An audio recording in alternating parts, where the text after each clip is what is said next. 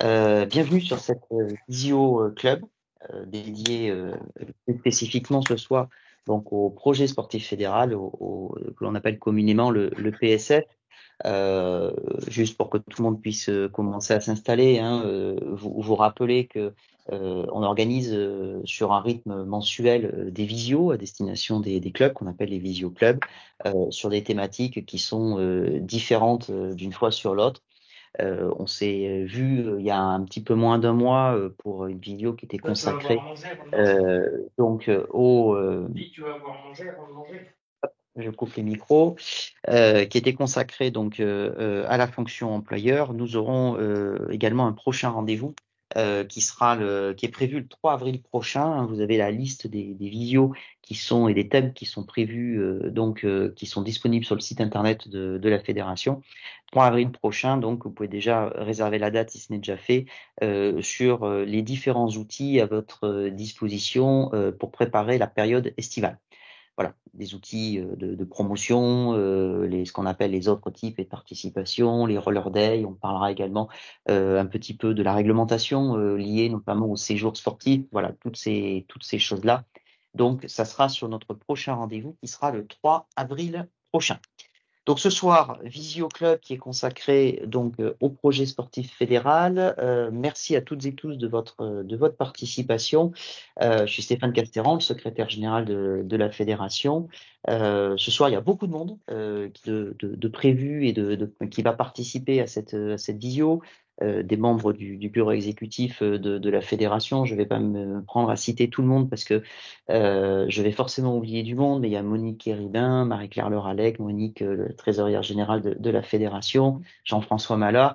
Remercier également les équipes techniques de la fédération qui sont présentes et en premier lieu Thierry Cadet qui est en charge, conseiller technique sportif, qui est en charge de coordonner le dispositif PSF donc au sein de la fédération. J'ai vu également Amandine Mijon se connecter, cadre technique également. Je crois que j'ai vu Marie également connectée, Florent Philippe, Marie Audon, Florent Philippe. Voilà. Et j'ai dit que j'allais pas faire l'énumération, je l'ai fait, donc forcément, il y a quelqu'un qui me prie de m'excuser. Tu m'as oublié. Alors, qui est-ce que j'ai oublié? Valérie, Ah, pardon, excuse-moi Valérie. je t'en prie. Valérie Starda, également membre du conseil d'administration et présidente du comité du Var. Voilà. Bernard Segui aussi, que j'ai oublié de citer. Voilà, j'avais dit que je le ferais pas, je l'ai fait, et forcément j'oublie du monde. En tout cas, bienvenue, merci de votre présence. Je vois Joël Pigeon aussi, Florent Écart, des cadres techniques de la fédération. Pendant ce temps, donc, ça nous a permis aux retardataires de les faire rentrer. C'est 95 ce soir, c'est beaucoup et très bien. On est très heureux de vous accueillir sur ce projet sportif fédéral. Euh, Très rapidement, mais je vais laisser ensuite la main à Thierry pour rentrer plus dans le détail. Le projet sportif fédéral, c'est un dispositif d'aide financière. Pour schématiser et aller un peu rapidement, c'est ce que, si vous avez un petit peu d'ancienneté en tant que dirigeant sportif, que vous avez pu connaître à une époque comme le CNDS, la Convention du Centre national pour le développement du sport, qui se sont transformés avec l'avènement de l'Agence nationale du sport, en subvention dite PSF, avec une particularité importante, c'est qu'il y a un cadre général qui est défini par l'Agence nationale du sport, et on y reviendra, que toutes les fédérations se doivent de respecter, avec des choses qui sont éligibles, des choses qui ne sont pas éligibles, des actions, et des volumes également de répartition que nous devons appliquer. Et à l'intérieur de ce cadre général, il est laissé la possibilité aux fédérations de spécialiser les critères pour qu'ils soient le plus proche possible du projet de développement de la fédération. Et donc c'est dans ce cadre-là que l'on se réunit ce soir, donc pour vous présenter le dispositif et la campagne 2024 qui va ressembler, pour ceux qui ont déjà l'habitude, beaucoup à ce que l'on a pu connaître les années passées, mais avec quand même quelques petites différences qu'on va s'employer à souligner pour que vous puissiez ne pas passer à côté. Déjà, d'une part, en termes de calendrier, on y reviendra, mais le calendrier est un petit peu avancé. D'un mois globalement, voilà, puisque l'ANS souhaite mobiliser toutes ses équipes sur les JO et donc clôturer cette campagne au maximum avant l'échéance olympique.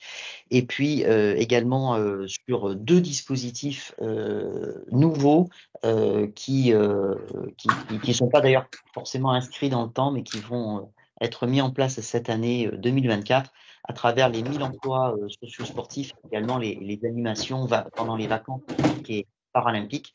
On y reviendra, deux dispositifs qui sont des opportunités qui nécessitent de réagir dans un délai assez court, mais qui peuvent être des opportunités pour vos structures.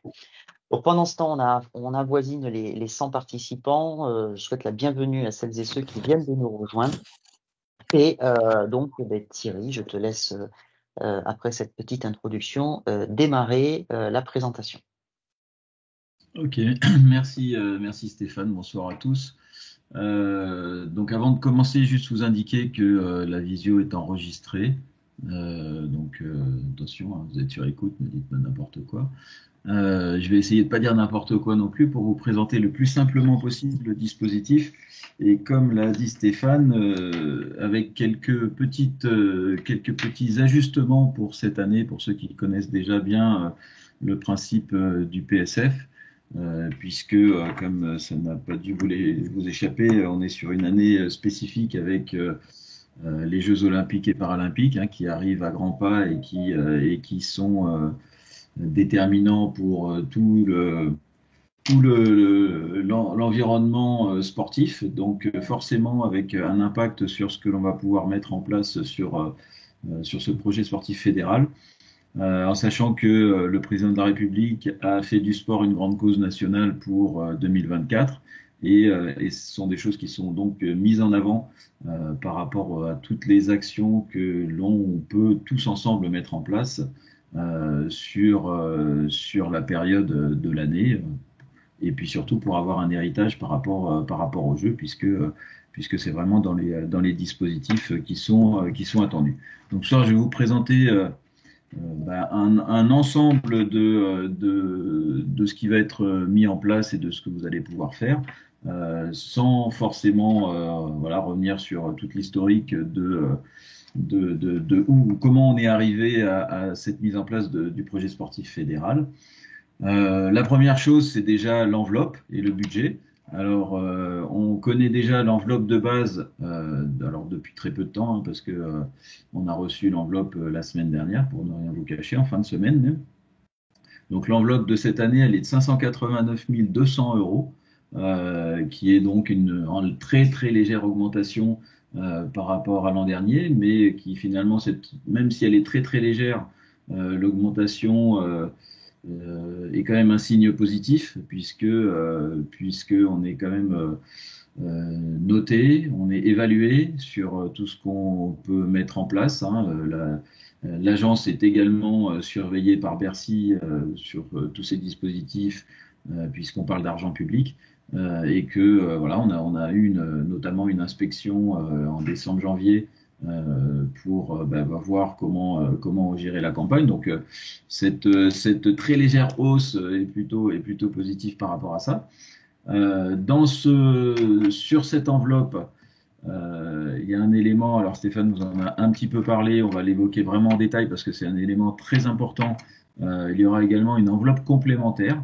Alors cette enveloppe complémentaire, elle est au global de 4,75 millions d'euros et sera répartie sur les fédérations en fonction du positionnement des clubs sur les dispositifs des animations pour les vacances olympiques et paralympiques. Donc, je vais rentrer après dans le détail, mais retenez déjà ça, que l'enveloppe pourra être augmentée en fonction de notre positionnement, enfin de votre positionnement sur ce dispositif. On a une enveloppe qui est fléchée aussi pour les territoires ultramarins, comme tous les ans, et donc qui sera au minimum sur cette somme de 51 800 euros. Je vous ai fait très rapidement, et ce sera quasiment le seul historique de la soirée, voilà l'évolution du PSF pour essayer que vous ayez une vue globale. Alors tout ce qui est en hausse sont des enveloppes complémentaires qu'on a pu avoir en 2021 par rapport à la période Covid, en 2022 sur un reliquat qui est resté sur les passeports. L'enveloppe, elle, bah, elle est plutôt stable, même si l'an dernier, elle a un petit peu baissé. Mais on est quand même sur une enveloppe qui est plutôt stable. Et si on réagit collectivement et correctement sur ce positionnement par rapport aux animations, vacances olympiques et paralympiques, eh bien, rien ne nous empêche de penser qu'on pourra avoir une enveloppe complémentaire intéressante. Il faut savoir quand même on a quand même des arguments à faire valoir dans nos disciplines pour se positionner sur ce genre de choses. Le cadre, comme toujours, est défini par l'agence, c'est-à-dire on a reçu la note de service qui nous contraint sur différentes choses, alors notamment de réserver au minimum 50% de l'enveloppe au club. C'est quelque chose que l'on fait déjà sur les années précédentes et sur lesquelles on aura évidemment une attention pour que ce soit renouvelé. On a les crédits dont je vous ai parlé sur les territoires ultramarins. On a une obligation de transparence dans la manière dont on traite l'intégralité des dossiers. Je vais vous montrer rapidement après la manière dont on le fait avec toutes les équipes.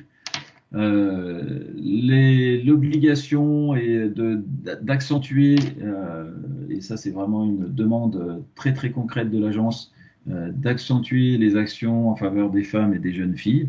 Alors on est une fédération de fait féminine, ce qui n'est pas le cas de toutes les fédérations, mais on a aussi voilà, des actions à mettre en place. Alors, je le dis tout de suite parce que je le redirai après, mais mettre en place des actions en faveur des féminines, ce n'est pas payer le fonctionnement d'un entraîneur parce que vous avez une équipe féminine ou payer les déplacements de votre équipe féminine pour jouer en championnat de France. C'est pas ça. C'est qu'on soit bien clair, mais par contre, il y a plein d'actions à mener pour entrer dans ces choses-là. On a une attention particulière et avec une collègue qui travaille aussi sur le sujet au niveau de la fédération et pas mal d'éléments qui sont mis en place au niveau du handicap. Donc on a aussi des crédits à flécher sur des dispositifs par rapport à ces publics spécifiques. On va avoir des crédits pour l'accession au sport de haut niveau uniquement réservé aux ligues, et je le dis encore une fois, parce que tous les ans on a des clubs qui se positionnent, mais c'est pas du tout, on n'est pas du tout sur des dispositifs possibles pour les clubs, on est bien sur des dispositifs uniquement réservés aux ligues, et également des crédits pour mettre en place des actions pour lutter contre toutes les formes de violence. Je vous montre le planning. Alors ça, c'est notre planning à nous, fédération. Donc on a eu la préparation de la campagne voilà, qui s'est terminée, pour ne rien vous cacher, vendredi. Donc, et qui n'est pas encore tout à fait terminée d'ailleurs, puisque avec les éléments nouveaux, on a encore des choses à prévoir. L'instruction technique aura lieu jusqu'au 15 mai. La commission PSF se réunira pour valider et répartir et proposer à l'agence la répartition jusqu'au 31 mai, puisque cette année, comme l'a dit Stéphane, on est un petit peu compressé pour terminer plus tôt, puisque les années précédentes, on allait jusqu'au mois de juin, jusqu'à fin juin. Là, on va jusqu'au 31 mai pour pouvoir faire les mises en paiement avant l'été, si possible, et avant surtout les Jeux Olympiques. Le planning qui vous intéresse, vous, surtout, il est ici. Donc, le compte asso est ouvert depuis hier.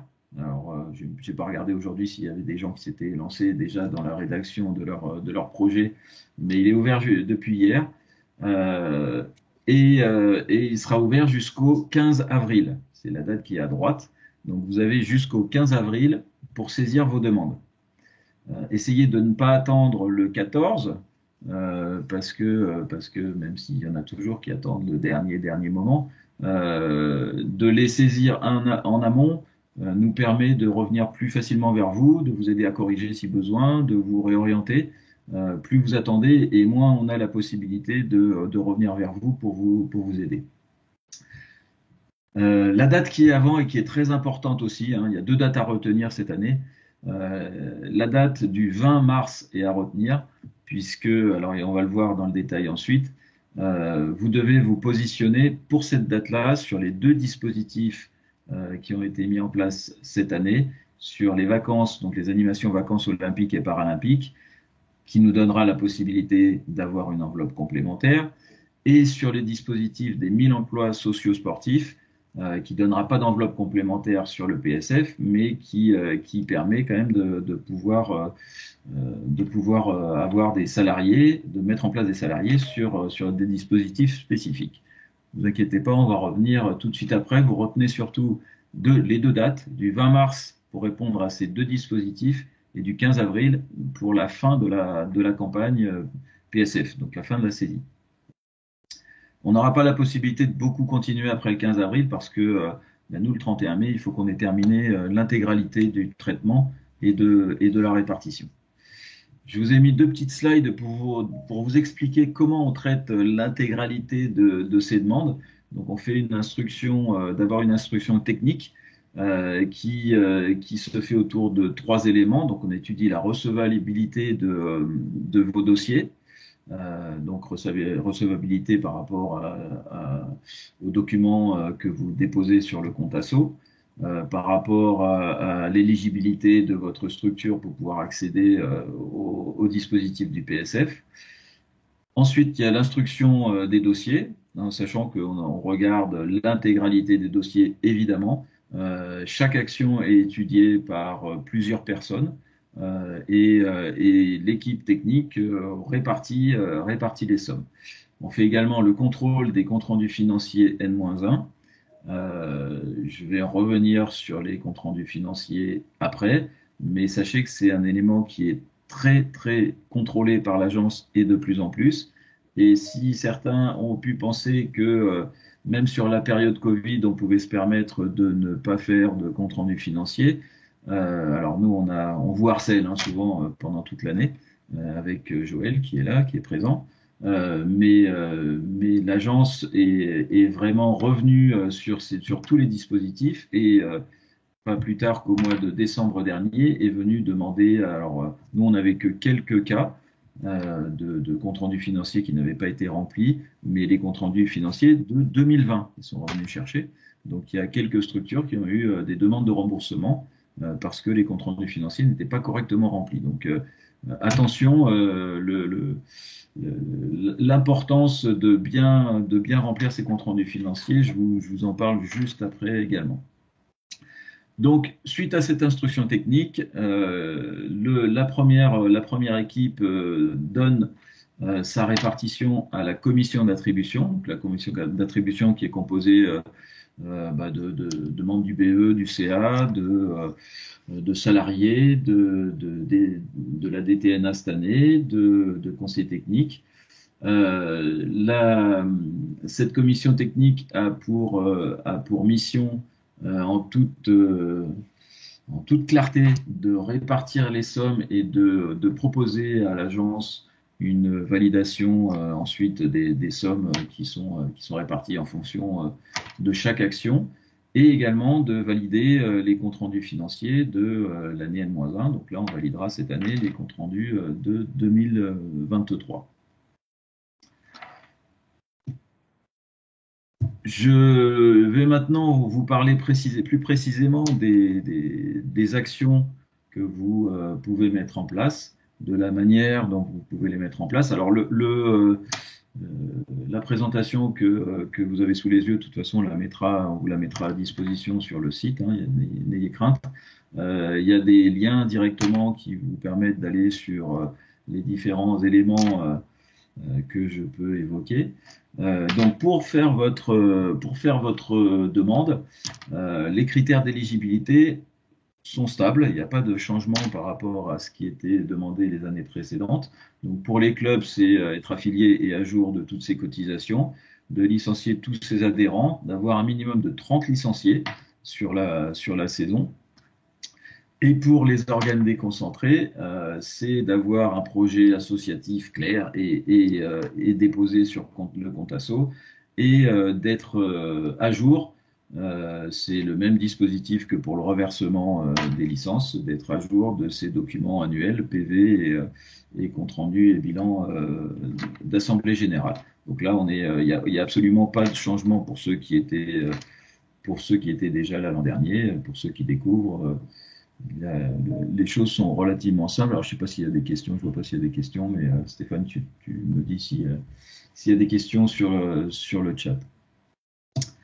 Je reviens rapidement sur les comptes rendus financiers, puisque je les ai évoqués tout à l'heure. J'insiste, parce que c'est vraiment quelque chose qui est très contrôlé par l'agence, qui fait aussi partie cette année de l'évaluation, enfin depuis l'année dernière, de l'évaluation des PSF. Et quand on parle d'évaluation, on parle d'enveloppe pour l'année suivante, donc ça a quand même une très très grosse importance. Ces comptes rendus financiers doivent être correctement remplis, s'il vous plaît, doivent être réalisés pour ceux qui déposent une demande avant le dépôt de la demande, donc au maximum pour le 15 avril. Donc tous ceux qui vont faire une demande de subvention PSF 2024 et qui ont eu une subvention 2023, vous devez faire votre compte rendu. Donc sur le compte asso, tout est fait en ligne sur le compte asso. C'est pas la peine de nous envoyer de documents, c'est sur le compte asso.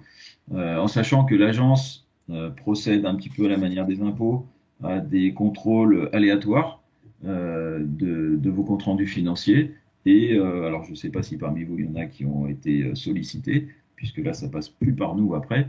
Mais avec des demandes de pièces justificatives des différents éléments qui sont présentés sur vos comptes rendus financiers. Donc, surtout, gardez les pièces, mais c'est pas la peine de les envoyer, mais vous les gardez. Ceux qui ne feront pas de demande, alors je pense qu'il n'y en aura peut-être pas ce soir, parce que si vous êtes là, c'est que vous êtes intéressé pour faire une demande. Mais ceux qui n'en feront pas de demande cette année ont l'obligation de déposer leur compte rendu financier avant le 30 juin. Je ne vois pas de questions.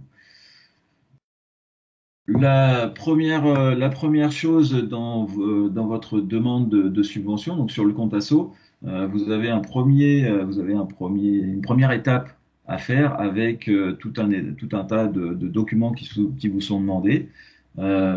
Soyez très attentifs, mettez-les à jour.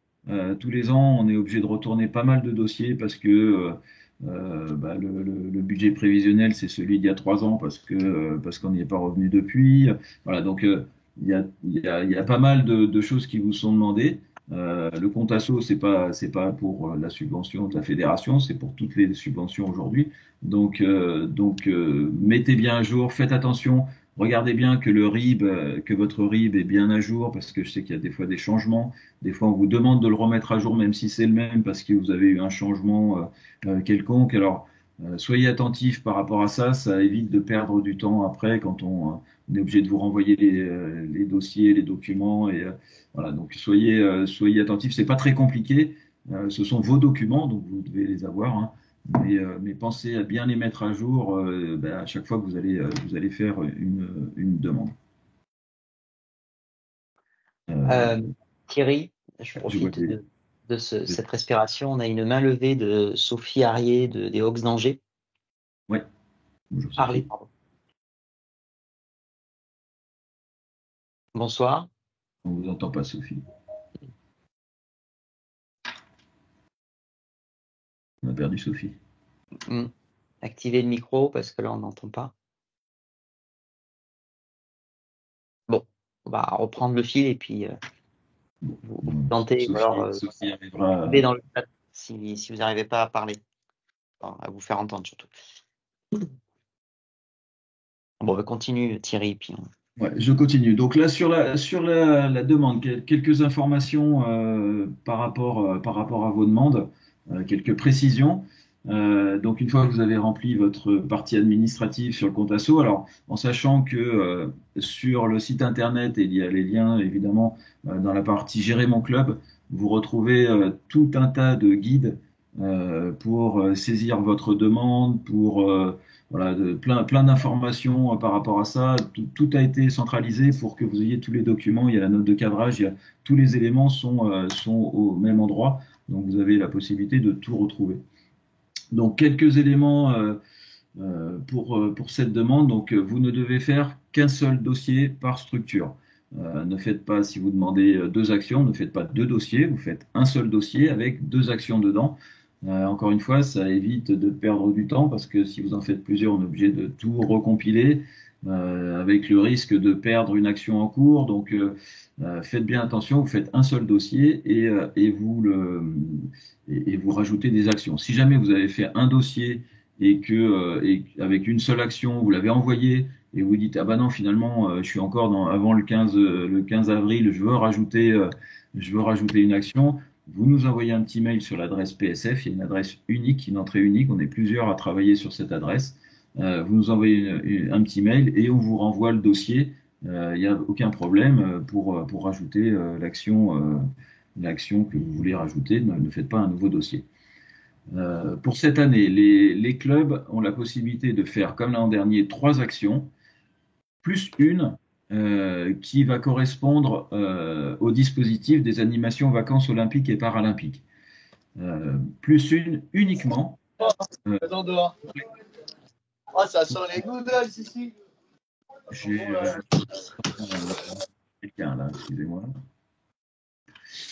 Donc plus une, si vous vous êtes signalé, comme je vais vous le montrer juste après, pour ce dispositif avant le 20 mars. Voilà, c'est très important.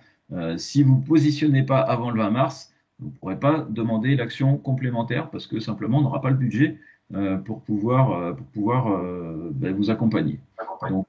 Donc c'est très important de se signaler dès maintenant. Les comités départementaux et les ligues, comme les autres années, sont sur 5 actions sur leur demande PSF. Dans tous les cas, sur vos budgets, dans votre demande, ne dépassez pas 50% du budget dans la demande de subvention. On ne peut pas vous accompagner au-delà. Thierry ? Oui. Excuse-moi, donc ça veut dire que les ligues ne peuvent pas se positionner sur les animations vacances olympiques? Alors, les ligues peuvent se positionner. La réponse que j'ai de l'agence, qui est très claire ou pas, mais c'est la seule que j'ai, c'est que les clubs sont prioritaires dans ce dispositif. Les ligues et comités départementaux peuvent se positionner, mais je ne sais pas comment ils le traiteront quand ils vont répartir les enveloppes. Voilà. Moi, je vous encourage à vous positionner. Après, je ne peux pas vous garantir que l'enveloppe sera aussi distribuée par rapport à ça. Les 2 dispositifs, de toute façon, hein, puisqu'on va venir après sur ces 2 dispositifs, ils sont clairement fléchés pour les clubs. Voilà. Après, ils ne sont pas interdits pour les organes déconcentrés, mais ils sont clairement fléchés pour les clubs. Donc j'en étais au financement, maximum 50% du budget par rapport à la subvention. Les actions doivent démarrer en 2024. Elles peuvent déjà avoir démarré ou elles peuvent même déjà avoir eu lieu. Ça c'est possible. Hein. Vous pouvez avoir fait une action au mois de février et demander du financement pour le PSF. Il n'y a aucun souci. Et elles peuvent se terminer sur la première partie de l'année 2025. Le seuil n'a pas changé, on est toujours à 1 500 € avec une exception pour les structures qui sont en ZRR qui peuvent avoir un seuil abaissé à 1 000 €. Les actions, donc les objectifs opérationnels que vous allez retrouver sur le compte asso. Donc pour les clubs, il y en a 4. Objectifs opérationnels avec des sous-objectifs derrière qui vous permettent de rentrer à peu près tout ce que vous voulez dans vos demandes. Je vous ai mis en haut un lien pour aller sur la fiche Projet Club qui, elle, comme le reste, et stocké sur l'espace Gérer son club sur le site internet. Donc les 4 objectifs sont le développement de la pratique, le développement de l'éthique, de la citoyenneté, la promotion du sport santé et je l'ai mis dans une couleur différente, hein, qui vous rappellera évidemment l'enveloppe complémentaire, puisque là, ça va être ciblé sur un objectif spécifique sur les animations vacances olympiques et paralympiques. Pas beaucoup de changements dans les différents critères. Quelques aménagements, quelques nouveautés, notamment et je en parle juste après, sur des actions en faveur en accompagnement avec l'éducation nationale, notamment les 2 heures supplémentaires au collège que l'on a rajouté cette année dans les critères possibles, qui sont pourtant déjà financés directement par le ministère, mais pour essayer d'impulser encore plus, on les a rajoutés également dans les choses possibles dans le cadre du PSF. Pour les organes déconcentrés, on est également sur 4 objectifs opérationnels, avec le développement de la pratique, la promotion du sport santé, le développement de l'éthique, la citoyenneté et l'accession au sport de haut niveau, qui lui n'est réservé qu'aux ligues. Je le répète, comme je l'ai dit tout à l'heure, hein, c'est un dispositif qui n'est réservé qu'aux ligues, même pas pour les comités départementaux. Donc là, vous voyez, il y a ensuite en sous-objectif quelques éléments qui sont fléchés ligue ou ligue et comités départementaux, hein, notamment la formation qui est réservée aux ligues, puisque ce sont elles qui ont la charge de cette mission.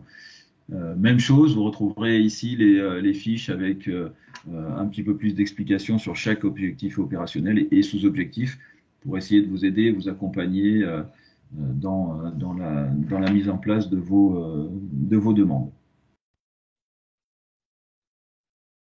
Je continue. Juste alors une petite... alors, il y a beaucoup de textes pour une présentation, mais c'est aussi pour vous aider en suivant quand vous allez relire le document. Quelques précisions simples et que l'on a déjà évoquées sur les autres années sur la manière de remplir vos actions.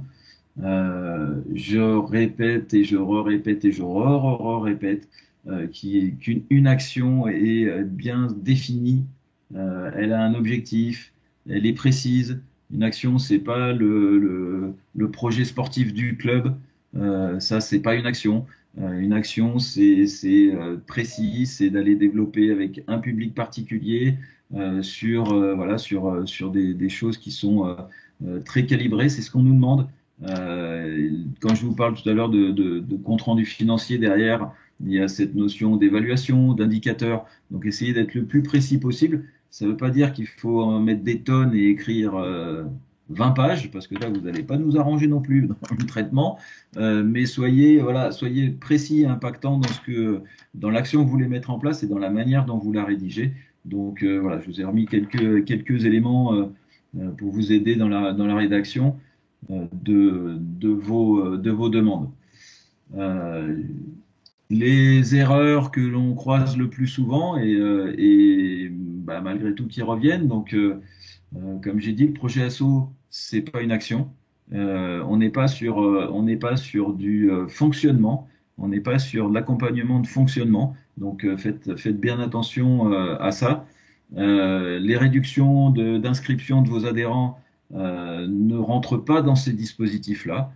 On n'est pas là-dessus. Vous pouvez mettre en place plein d'opérations qui vont permettre aux gens de venir chez vous, de pratiquer, mais pas le PSF ne peut pas servir à leur payer leur inscription. Vous avez pour des publics spécifiques le passeport qui existe et qui vous permet de prendre en charge 50 € d'inscription pour ceux qui sont éligibles. Servez-vous de ces dispositifs-là si vous voulez réduire les frais d'inscription. Autre erreur, les frais de gestion d'une équipe ou le fonctionnement classique de votre club, ça ne rentre pas dans ce dispositif-là. L'achat de matériel, alors l'achat de matériel en tant que tel ne rentre pas, c'est pas une action d'aller acheter du matériel. Par contre, si votre action c'est d'aller faire du du roller ou du skateboard ou de la trottinette dans une école et que vous avez besoin d'acheter du matériel, entre autres, eh bien vous pouvez acheter du matériel et vous faire financer dans le cadre du PSF. On a une limite de matériel à 500 euros, 500 euros hors taxe pièce. Donc vous avez de quoi acheter du matériel. Donc ça reste du petit matériel. L'équipement sportif, donc si vous voulez acheter des balustrades pour votre terrain de hockey, c'est pas du PSF, c'est de l'équipement. À ce moment-là, vous avez d'autres dispositifs qui peuvent rentrer en compte, mais c'est pas le PSF. Et même chose, l'emploi, c'est pas du PSF. Donc si dans votre action, vous mettez une part d'emploi parce que vous avez un salarié dans votre structure et qui va mener l'action, il n'y a pas de il y a pas de sujet, ça rentre dans le cadre.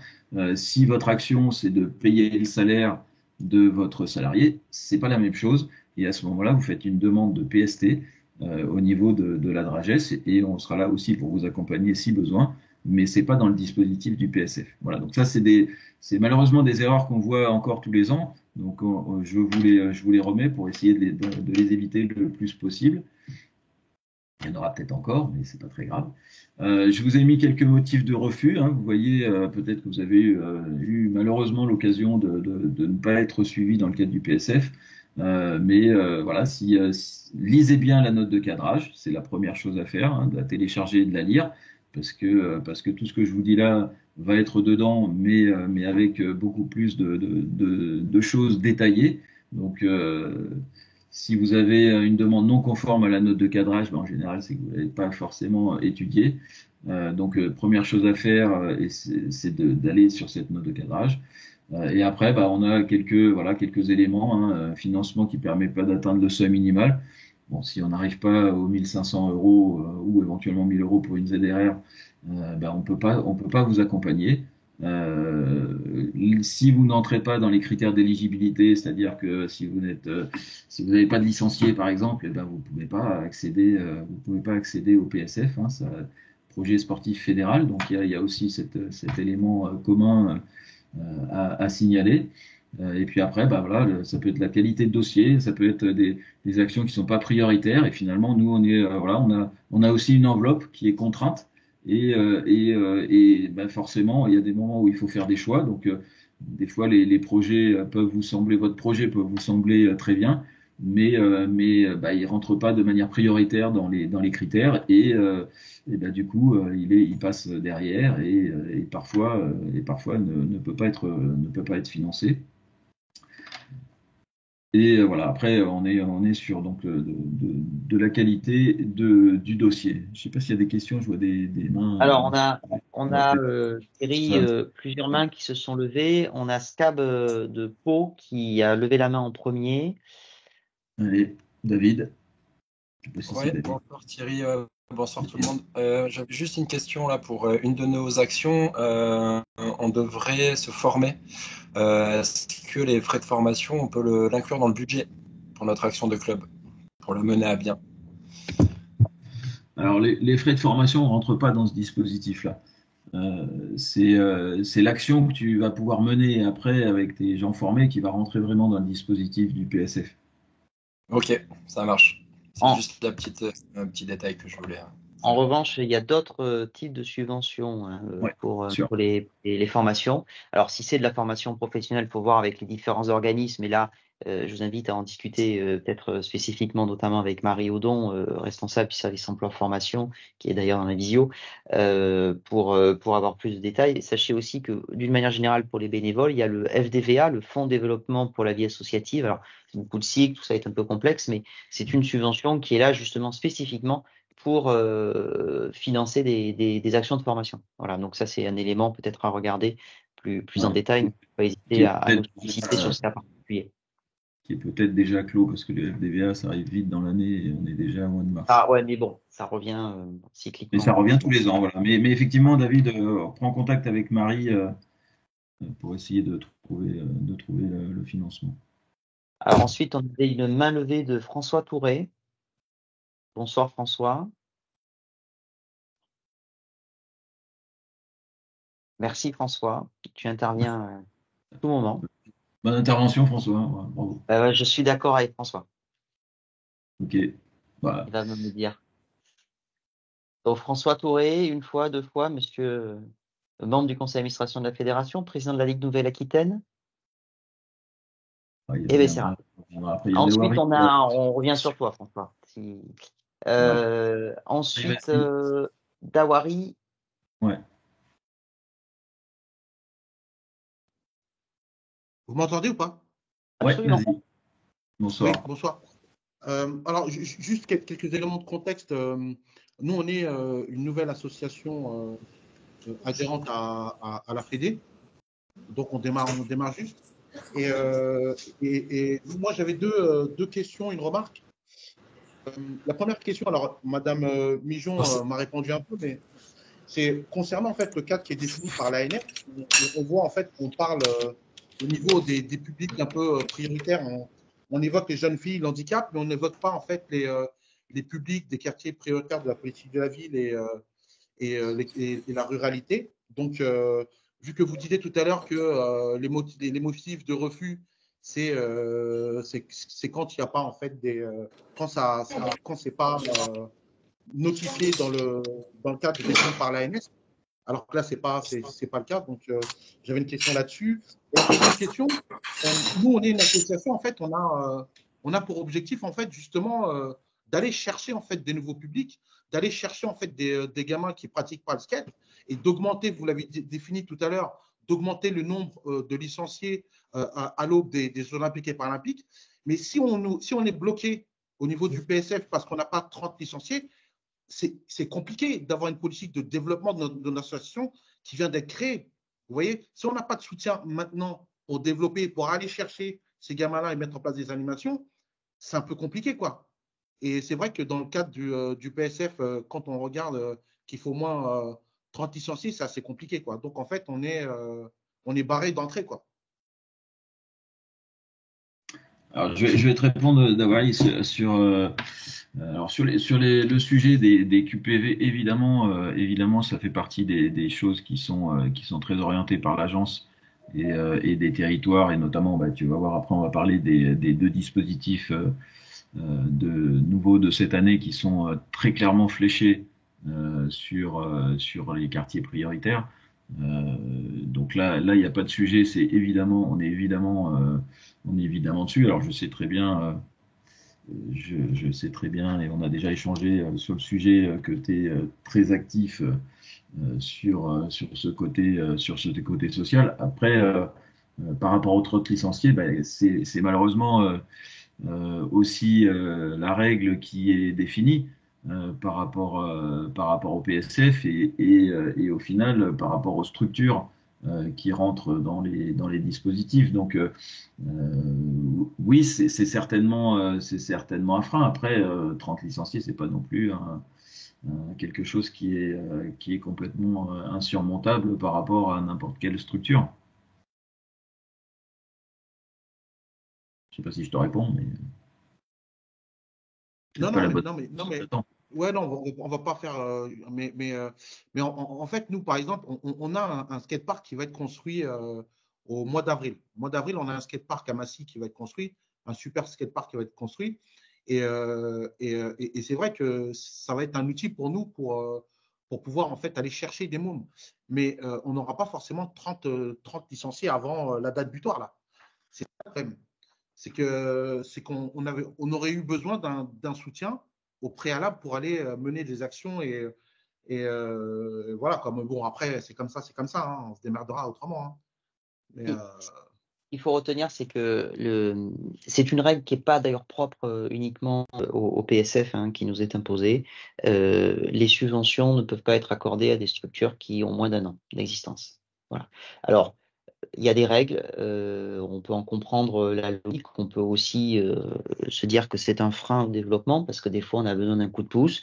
La logique, c'est tout simplement d'éviter un effet d'aubaine. On est des structures qu'on ne connaît pas, que la collectivité ne connaît pas, qui se créent, qui collectent de l'argent public et qui disparaissent dans la foulée. J'imagine que c'est pour cette crainte-là que ces règles ont été mises en place.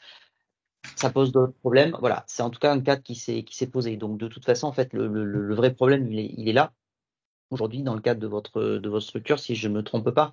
Puisque, non, on a 23 ans d'existence. Oui, mais vous êtes licencié.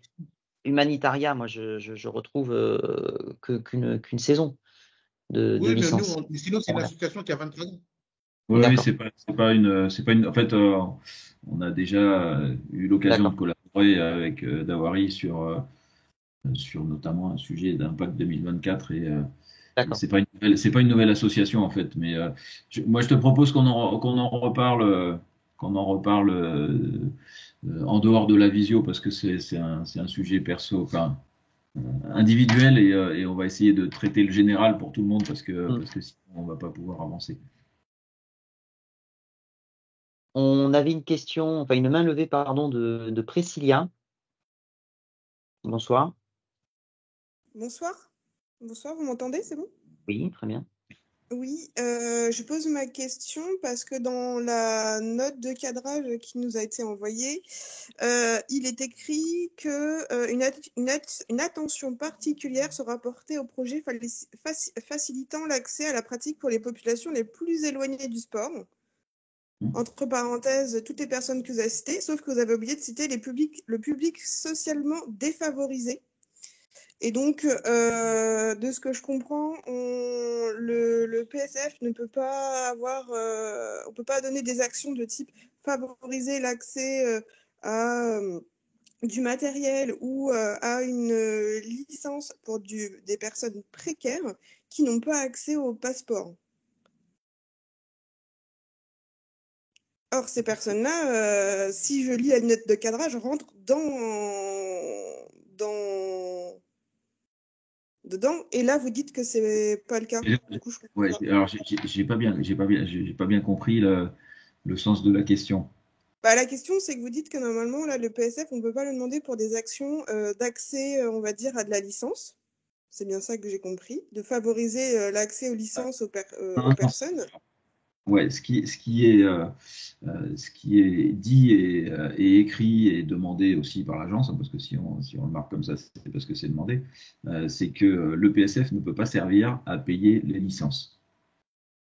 Voilà, très clairement. Après que vous mettiez des actions en place pour des publics, après si dans votre comment dire dans votre association vous faites une adhésion qui est très basse parce que vous avez un public qui est défavorisé et qui ne pourra pas venir, bah, ça vous regarde. Et puis que dans votre association, bah, vous avez besoin de financement et que le financement, c'est pas de payer directement l'adhésion, mais le financement, ça va servir par exemple à prendre en charge bah, du matériel que vous allez pouvoir leur mettre à disposition, un éducateur qui va pouvoir s'occuper d'eux. Ben voilà, ça peut avoir du sens comme ça. Mais ne faites pas une demande en disant bah, nous, avec la subvention, ça nous paye la licence. Parce que ça, très clairement, alors c'est peut-être juste tourné dans le mauvais sens, hein, mais ça ne peut pas rentrer dans le cadre. Après, vous avez entièrement raison de dire que les actions sont ciblées sur les publics prioritaires, que les publics éloignés de la pratique, c'est le sens du PSF, c'est de l'argent public, et c'est aussi le sens du PSF.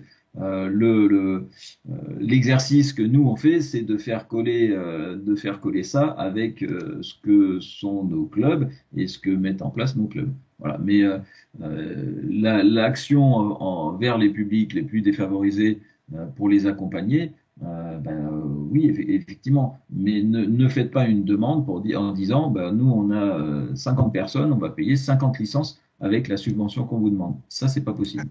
Ah non, mais nous, par exemple, on a mis en place un fonds solidaire pour les personnes qui n'ont pas les moyens de se payer en fait une licence parce que ça reste quand même un budget pour des personnes, même 100 euros, une personne, c'est beaucoup. Pour certaines personnes, c'est vraiment beaucoup. Et on leur a même mis en place un dispositif de prêt de matériel pour toute l'année. Et grâce à ça, on a réussi à avoir des personnes qui se seraient jamais inscrites au sport si on n'avait pas mis ça en place. Et je trouve que si je lis la note de cadrage, ça rentre totalement dans ce qui est demandé dans le PSS, c'est-à-dire augmenter le nombre de licenciés grâce à une facilité d'accessibilité, on va dire, à la pratique. Et là, on me dit que, en fait, non, ça rentre pas dedans. Excusez-moi, Thierry, est-ce que tu me permets d'intervenir ? pour répondre à madame, c'est Amandine Mijon. Je suis une collègue de Thierry.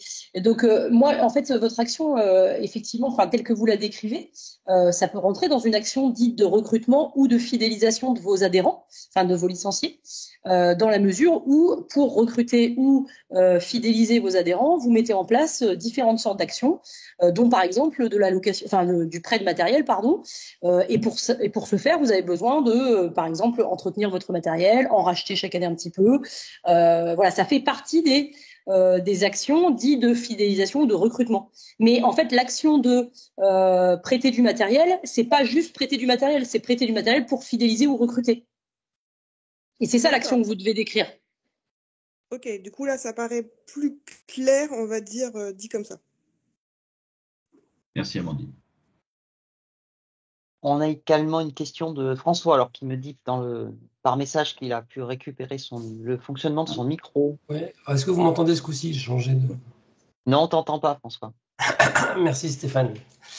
Du coup, j'avais une question. En fait, c'est un cas qu'on m'a posé l'an dernier. Je pensais que c'était bon, mais je préfère le vérifier parce que c'est un peu limite. C'est un club qui se dit voilà, pour me développer, j'ai besoin de gardiens parce que pour le coup, on parle de hockey. Bon, enfin, c'est du roller hockey, mais ça pourrait être la même chose au rink. J'ai besoin de gardiens. Les gardiens, ça permet de structurer une équipe. Sans gardien, on joue pas, etc. Du coup, on va développer les gardiens, on va acheter du matériel, on va dégager des créneaux, payer des éducateurs sur ces créneaux et on fait un dossier PSF dans ce sens-là. Est-ce que ça, c'est quelque chose d'éligible ou difficilement? C'est pas quelque chose qui sera prioritaire, très clairement, parce que là, tu vois bien le sens de l'ensemble et effectivement c'est forcément quelque chose qui passera après parce que là on est sur du fonctionnement de club, on est quand même sur de la répartition d'une enveloppe d'argent public qui a pour objectif de mettre les gens à la pratique, qui a l'objectif de continuer. Là, on est presque sur déjà du fonctionnement club qui effectivement, ça coûte cher d'avoir du matériel de gardien. Donc c'est très clairement, c'est pas dans les objectifs prioritaires qui sont mis en place sur le PSF. Et pourtant, c'est extrêmement structurant pour un groupe de jeunes. Je l'entends. Ok. Merci. Après, on est de plus en plus, très sincèrement, orienté aussi dans le PSF vers des actions qui, c'est vrai, ressemblent un peu à ce qu'on a pu connaître sur le CNDS à l'époque. Hein, donc, même si on a toujours cette notion de projet sportif fédéral, tout ne va pas vers uniquement le développement de la pratique tel que le monde fédéral à lui seul l'entendrait en fait. Il y a un côté d'accessibilité, de public, etc. qui vient vraiment rentrer en compte. Thierry, là dans la présentation, je vois les questions qui arrivent et on peut te rapporter les réponses directement dans la présentation. Tu as insisté sur les écueils à éviter, etc., qui sont évidemment des points de vigilance importants. Dans la suite de ta présentation, est-ce que tu vas développer les actions éligibles, donner des illustrations, etc. Alors, je vois qu'il y a des questions qui commencent à tourner autour de ça, ce qui est normal. Donc, on peut peut-être à ce moment-là poursuivre d'avancer un petit peu. Et on reprend une série de questions dans la foulée comme ça. Mais je pense qu'on va déjà apporter des éléments de réponse. Il y a deux éléments qui arrivent là qui sont très importants. Ce sont les deux dispositifs dont je vous ai parlé tout à l'heure. Sur lesquels on a besoin de s'arrêter quand même 5 minutes pour bien comprendre, bien discuter. Encore une fois, là, je vous fais une présentation très synthétique de ce que sont ces éléments. On a mis en place un article de chacun des deux dispositifs sur le site internet avec l'intégralité des liens et surtout le lien vers le questionnaire, alors que vous retrouvez aussi sur la présentation. Donc le premier dispositif que je vous présente, c'est les 1000 emplois sociosportifs. J'aurais dû faire l'inverse parce que j'avais l'enveloppe complémentaire dans l'autre, mais c'est pas très grave. Ce dispositif, comme son nom l'indique, c'est de créer 1000 emplois, 1000 emplois très spécifiques, puisque là, on est vraiment déjà sur 500 territoires qui ont été ciblés, donc 500 villes qui ont été ciblées. Vous avez la liste de ces villes dans les documents. Donc ces villes, en gros, sont très clairement en lien avec les événements et les émeutes qu'il y a pu y avoir l'été dernier en France, puisque c'est aussi une partie de la réponse amenée par le gouvernement d'essayer de mettre en place de l'activité dans ces quartiers. Ces postes sont soit destinés à des gens qui sont déjà salariés des clubs et qui vont pouvoir bénéficier de nouveaux financements par rapport à ça. C'est destiné à des gens qui ont déjà une carte pro. Donc on n'est pas sur des jeunes sans formation que l'on va mettre sur ce dispositif et qu'on va former. Non, là on est déjà sur des gens qui ont une carte pro et ce sont des gens qui vont avoir une formation spécifique au cours de cet emploi. L'emploi, lui, il consiste à faire de l'animation au plus près des quartiers. Donc là, Dawari, je pense qu'il faut que tu te positionnes si tu t'es pas déjà positionné. Mais là, on est vraiment sur un côté très social de nos interventions et de ce qu'on peut proposer. Il y a un financement qui est fait sur alors une demi-année puisque les postes démarreront qu'à partir de l'été. Donc 10 000 euros sur cette année, puis 20 000 euros sur les 2 prochaines années et 10 000 euros en 2027 pour terminer la période complète des 3 ans. Pour ces emplois, vous devez impérativement, et j'insiste bien, vous positionner dès maintenant. Vous avez jusqu'au 20 mars pour vous positionner en répondant à un petit questionnaire qui est ultra simple, mais dans lequel on va vous demander les coordonnées de votre structure, on va vous demander la ville qui est concernée sur le dispositif. Donc vérifiez bien que votre ville est déjà identifiée dans les 500. On va vous demander si vous avez déjà une personne pour le recrutement. Voilà, le questionnaire est très très simple, mais surtout le seul intérêt, c'est qu'il vous permet de vous positionner. Il va y avoir après un recueil de l'intégralité de ce que vont remonter les fédérations qui sera fait pour pouvoir après dire quelle structure obtiennent un emploi. Donc j'insiste vraiment, sans positionnement avant le 20 mars, vous ne pourrez pas bénéficier de ce dispositif. Alors j'ai déjà vu qu'il y avait 5 ou 6 structures qui se sont positionnées depuis qu'on a mis le questionnaire en ligne. Voilà, donc n'hésitez pas. Le contact pour toutes ces questions, c'est Marie qui s'occupe de l'emploi, donc Marie Audon au niveau de la fédération et qui sera là pour vous accompagner et répondre à vos questions. Si on a les réponses, parce que nous on est aussi en attente de quelques réponses de la part de l'agence. Alors en sachant que ce dispositif est également lié avec le dispositif des clubs sportifs engagés, que vous avez peut-être vu passer dernièrement, on a également mis un article sur le site internet. Si vous n'êtes pas positionné sur ces clubs sportifs engagés, faites-le. Il y a un questionnaire également à remplir pour pouvoir intégrer ça. Je vous conseille vivement de le faire parce que ça fait partie des critères qui seront aussi demandés au moment de la répartition de ces 1000 emplois. Est-ce qu'il y a des questions sur ce dispositif? Parce que je vois des mains levées. Oui, s'il vous plaît. Bonjour.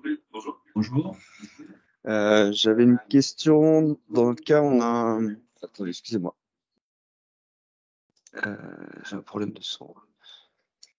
Dans notre cas, on a un initiateur qui est en formation CQP, donc il aura sa carte professionnelle que en fin d'année.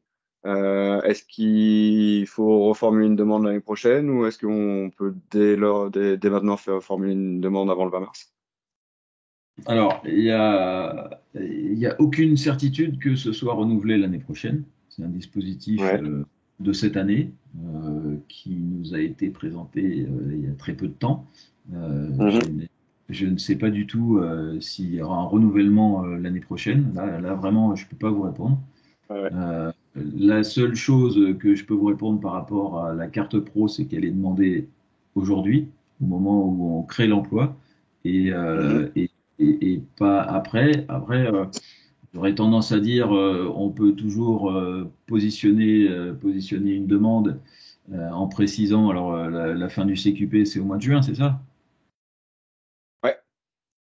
En précisant que la personne aura sa carte pro au mois de juin, mais à mon avis, ça ne rentrera pas dans les emplois prioritaires.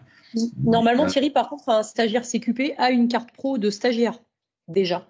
Marie, si tu es là, tu peux confirmer, mais oui, après, effectivement, il n'est pas diplômé, mais il a une carte pro de stagiaire.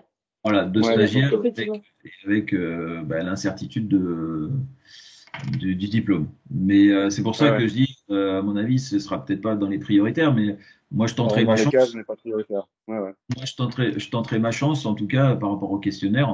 On verra bien après, en fonction aussi du nombre déjà de demandes que l'on va avoir, nous, au niveau de la fédération. Comment on va positionner les emplois que l'on présentera, puisqu'après, la fédération doit aussi donner un avis sur les emplois qui sont proposés. Okay. Thierry, juste en complément, Thierry, excusez-moi, je voulais juste, au niveau du financement, il faut que le club puisse s'engager à hauteur de 50%, ce qui fait chaque année une charge de 20 000 euros. Donc c'est juste ça, il faut avoir ça en tête, parce que c'est quand même un engagement. Pour autant, il y a une aide et ça peut être une opportunité, effectivement, pour professionnaliser votre structure, ou si c'est déjà un salarié qui est en poste, moduler et réorienter ses missions. Ça peut être le cas. En tout cas, ça sera une rémunération à minima sur la base du niveau 4 de la convention collective du sport. C'était juste cette précision que je souhaitais apporter. Tu fais bien, Marie, hein, et je répète, vous avez toutes ces précisions sur l'article qu'on a mis en place sur le site internet. Donc, je vous engage vivement à vous y référer. On a fait une petite note aussi qui est dans les documents, qui se trouve dans les documents sur l'espace Gérer mon club. Donc, vous avez tout est centralisé au même endroit. Et voilà, si vous avez une question particulière, Marie est là. Marie, si tu peux mettre ton adresse dans le chat, c'est pas très compliqué. C'est marie.audon et après l'adresse fédérale. C'est Marie qui pourra vous répondre sur ce sujet.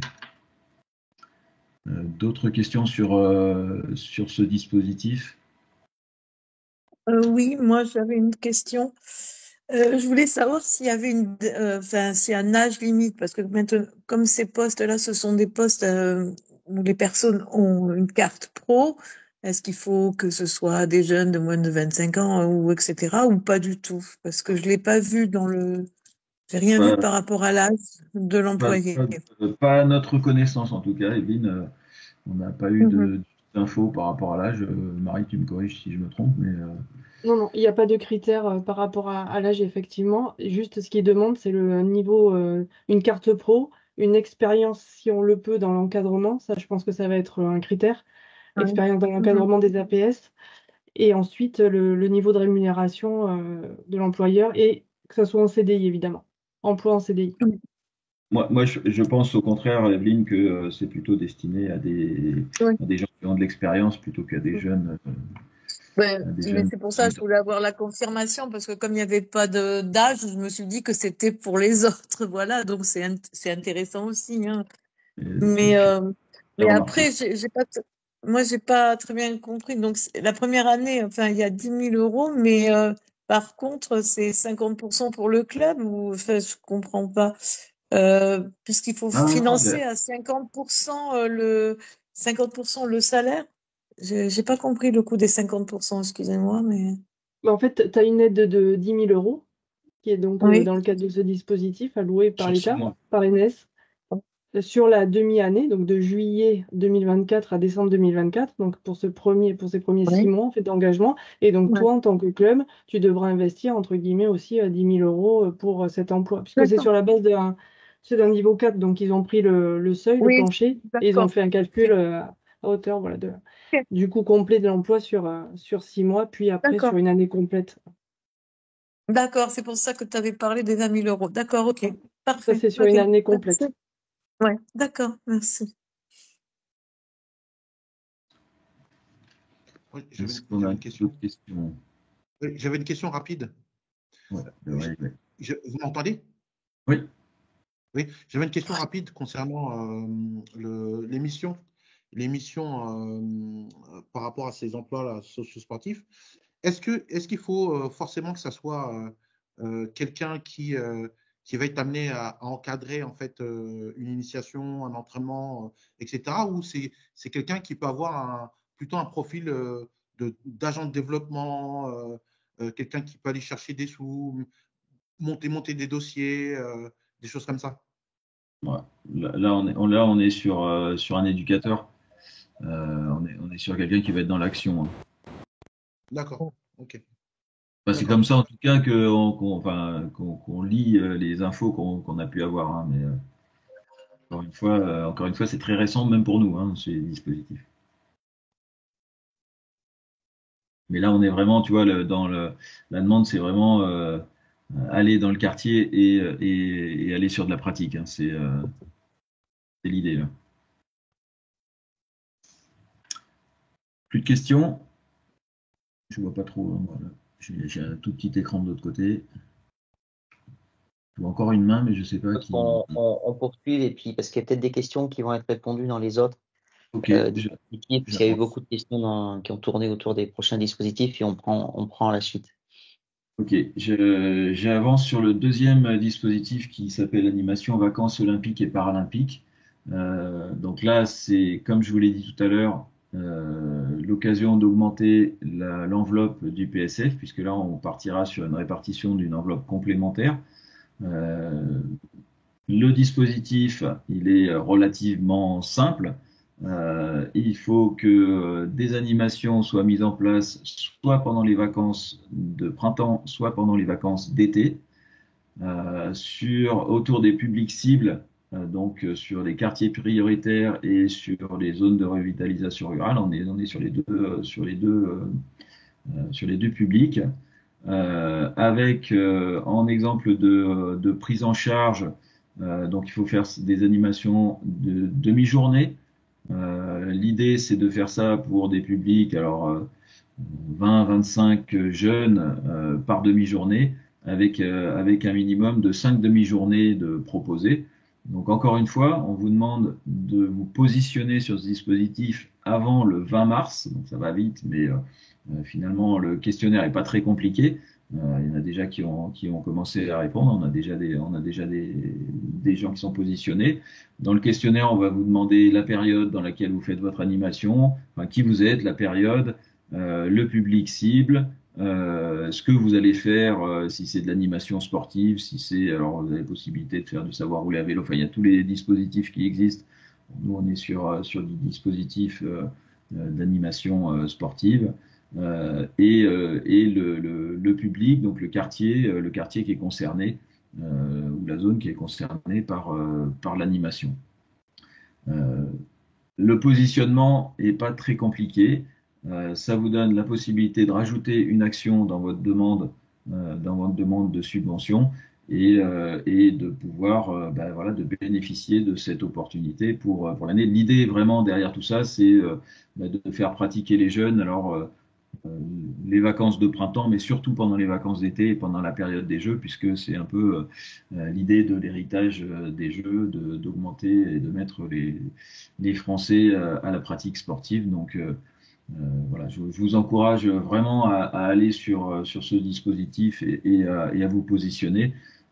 Il est vraiment, alors le dispositif des 1000 emplois, il est quand même réservé à une certaine partie de clubs qui vont avoir la capacité de s'y mettre. ce dispositif-là, il est quand même quasiment valable pour tout le monde. Donc, n'hésitez pas à vous mettre dessus. Hein. Le questionnaire, il y en a pour 5 minutes pour répondre. C'est vraiment ultra simple. Par contre, si vous ne vous positionnez pas, je répète, je pense que vous avez bien compris. Après, on ne pourra plus rien pour vous. Donc faites-le rapidement pour que vous puissiez en bénéficier. Est-ce qu'il y a des questions sur ce dispositif? Je vois des mains levées. Bonjour, c'est Jean-Marie Brien. Le public cible, des jeunes issus des territoires prioritaires exclusivement ou pas? Oui. Ça veut dire que ces zones rurales, comment on l'identifie? Vous avez, alors, sur le compte asso, vous avez la liste des communes en zone rurale. Sinon, ça se trouve, je peux vous mettre le lien. Hein. Il y a des listes très définies alors, soit de quartiers prioritaires de la ville, alors, il y a des zones rurales, il y a des zones d'intercommunalité. Alors, je ne sais plus exactement tous les termes, mais il y a des listes très précises qu'on trouve sur Internet de tous ces quartiers qui sont définis. Alors moi, je vous rappelle, c'est les Planquez-nous, un petit club de skateboard en Bretagne, en campagne. Ouais. Mais voilà, on n'a pas forcément de zone rurale là tout de suite à 15 km à la ronde, quoi, en fait. C'est-à-dire que si on organise des choses sur la commune ou les communes avoisinantes, on n'est pas forcément concerné par ce dispositif-là. C'est ça? Oui, c'est ça. Rentrer dans ces cases-là. Ça demande à être vérifié, hein, parce que, alors je sais pas exactement, je connais pas tous les secteurs géographiques, mais vous avez peut-être la possibilité d'avoir des choses aux alentours, je sais pas. C'est à vérifier. Sur ça, moi, j'aimerais, Thierry, qu'on arrive sur les autres critères parce qu'on va apporter des réponses. Là, on est sur 2 dispositifs qui sont nouveaux. Et cette enveloppe-là, c'est une enveloppe de 5 millions d'euros supplémentaires, en plus de ce qui existe déjà pour le PSF, pour l'ensemble des fédérations, évidemment pas que pour nous. Et donc, effectivement, plus il y aura de structures qui se seront portées volontaires, plus ensuite on peut espérer qu'il y aura dans ces 5 millions une enveloppe complémentaire qui sera affectée donc à la fédération de roller. Mais ça, c'est des choses qui sont nouvelles et qui viennent en plus du dispositif PSF. Ce que vous évoquez dans votre intervention, c'est peut-être aussi sont peut-être d'ailleurs très certainement des choses qui sont éligibles au PSF, on va dire dans sa part normale. Donc, c'est pas parce que ça rentre pas, parce que là vous avez une enveloppe complémentaire qui vient sur une période donnée. Il y avait une question tout à l'heure aussi sur les vacances d'hiver, qui vient sur une période donnée, sur des territoires donnés, donc il y a un coup de pouce qui est donné. Ça ne veut pas dire que parce que vous n'êtes pas dans ce coup de pouce, vous pouvez pas rentrer dans le dispositif normal. D'accord. Et par contre, juste comme ça. Enfin, alors, Monsieur Cadet, on a déjà échangé au téléphone ensemble. Moi, je vous rappelle un peu le contexte et je vais déboucher sur une deuxième question. Donc, je suis président d'un club de skateboard en campagne, sans skatepark.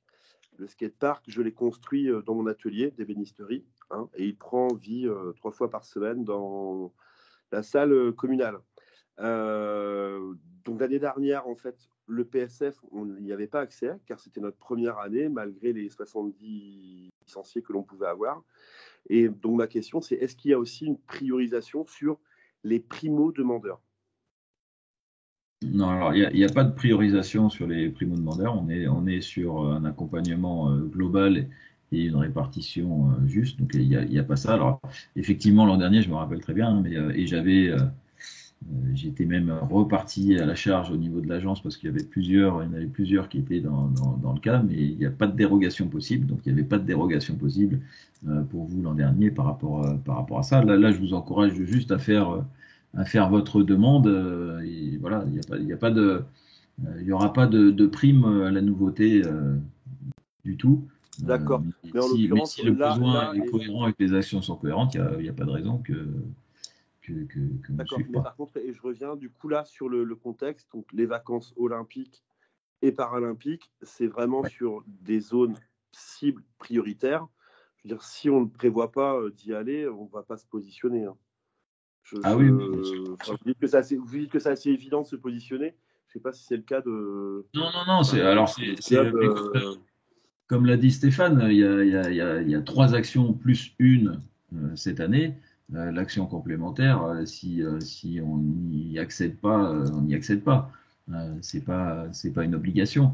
Après, il en reste 3 des actions possibles à demander. Oui, non, mais je l'entends. Hein, mais ça reste à vérifier, parce que j'ai demandé à Amandine, je ne sais pas si elle a mis, d'essayer de mettre dans le chat le lien pour les ZRR, pour simplement que vous ayez la possibilité de regarder. Hein, mais il y a les 2 liens, Thierry. Il y a le lien pour les QPV et les liens de la data pour les ZRR. Donc, excusez-moi, c'est en 2 liens séparés, mais vous les avez les 2. Ok, très bien. Et vous pouvez aller noter juste votre commune ou votre code postal et ça vous dit si vous êtes dans ces zones-là. Très bien, merci.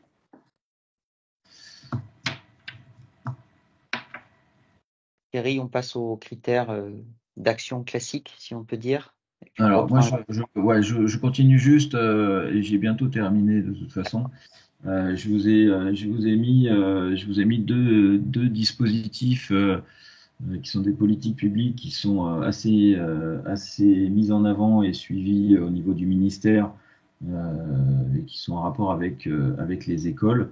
Donc un dispositif duquel vous avez peut-être entendu parler, qui s'appelle les 2 heures supplémentaires de sport au collège, dispositif qui avait été mis en période test l'an dernier, enfin l'année scolaire dernière, cette année, qui a été mis en place sur 700 établissements, qui devrait être encore diffusé plus largement l'an prochain. Ces dispositifs, alors je profite de cette visio PSF, on les a rentrés évidemment dans les critères possibles, parce que tout ce qui concerne la mise en place d'actions avec l'éducation nationale est financé, ou peut être financé en tout cas dans le cadre du PSF. Ce dispositif spécifique, lui, il est en plus accompagné financièrement directement dans le cadre de ces 2 heures.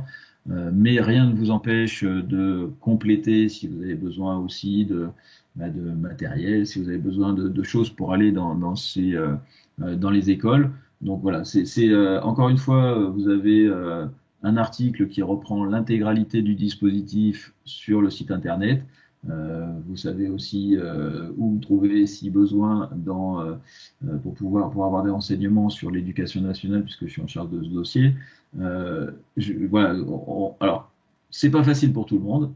Je sais, parce que j'ai à chaque fois des remarques qui me disent bah oui, mais nous on n'a pas de professionnels, donc c'est difficile. Oui, c'est pas facile pour tout le monde, mais par contre aujourd'hui on a des possibilités de mise en œuvre d'actions avec le primaire ou le secondaire, et il faut se positionner parce que là aujourd'hui c'est vraiment une politique publique mise en avant, et donc on a quand même la possibilité d'avancer. Le deuxième dispositif, c'est les 30 minutes d'activité physique quotidienne, pour lequel on a mis en place alors je vous ai mis l'exemple du skateboard, mais on a mis en place des petites fiches qui permettent simplement aussi d'aller accompagner ce dispositif.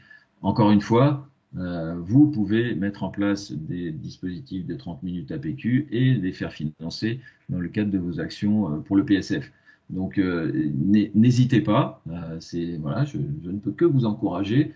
Ça permet d'avoir un lien important avec la collectivité, d'avoir un lien avec la jeunesse, de pouvoir mettre en place de l'action. Il y a plein d'autres choses qui sont possibles, et je pense on aura l'occasion un jour de faire aussi une visio spécifique sur les actions avec l'éducation nationale, parce qu'il y a quand même pas mal de choses qu'il faut faire. Alors c'est pas simple, il y a toujours des freins, mais j'en vois notamment autour de cette visio qui insiste et qui y arrive, donc il n'y a pas de raison que les choses ne puissent pas se mettre en place. Et j'en ai terminé pour ma présentation, donc on va pouvoir passer vraiment à vos questions si vous en avez. Pour terminer là-dessus, je vous rappelle juste l'adresse unique et l'entrée unique par rapport au PSF, c'est l'adresse mail psf@ffroller-skateboard.com. Encore une fois, on est plusieurs à être sur cette adresse et à vous répondre sur tous ces sujets. Je vais couper pour pouvoir regarder les questions. Alors, on a des mains levées. Dans l'ordre de, je vois Aurore Parisot.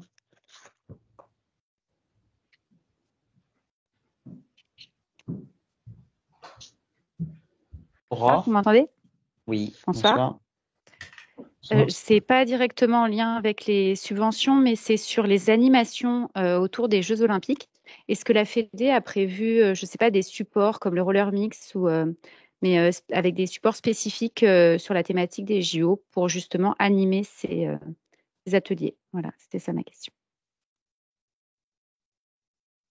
Alors, quand vous parlez d'ateliers autour des JO, c'est vous parlez des animations aux vacances olympiques. Des animations, oui, voilà. Alors, il n'y a pas de dispositif particulier qui a été créé pour ces actions. Par contre, sur la fiche que l'on a mis en place et sur le site internet, on vous a mis pas mal d'exemples d'actions possibles, que ce soit sur de l'animation ponctuelle, sur de l'animation autour de skateparks qui sont sur votre territoire, que ce soit sur ce genre de choses. Donc, il y a plein d'exemples qui vous permettent après de pouvoir orienter vos différentes idées sur le sujet. Il n'y a pas un dispositif spécifique, en tout cas, qui a été créé. Vous avez parlé des roller mix, donc comme par exemple les roller mix. Enfin, il y a plusieurs types d'exemples qui sont proposés. Très bien, merci. Ensuite, on a une question de T-Rider, 974.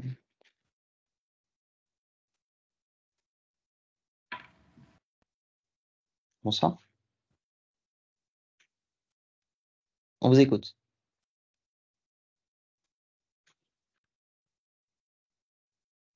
Ah, on ne vous entend pas. Je n'entends pas.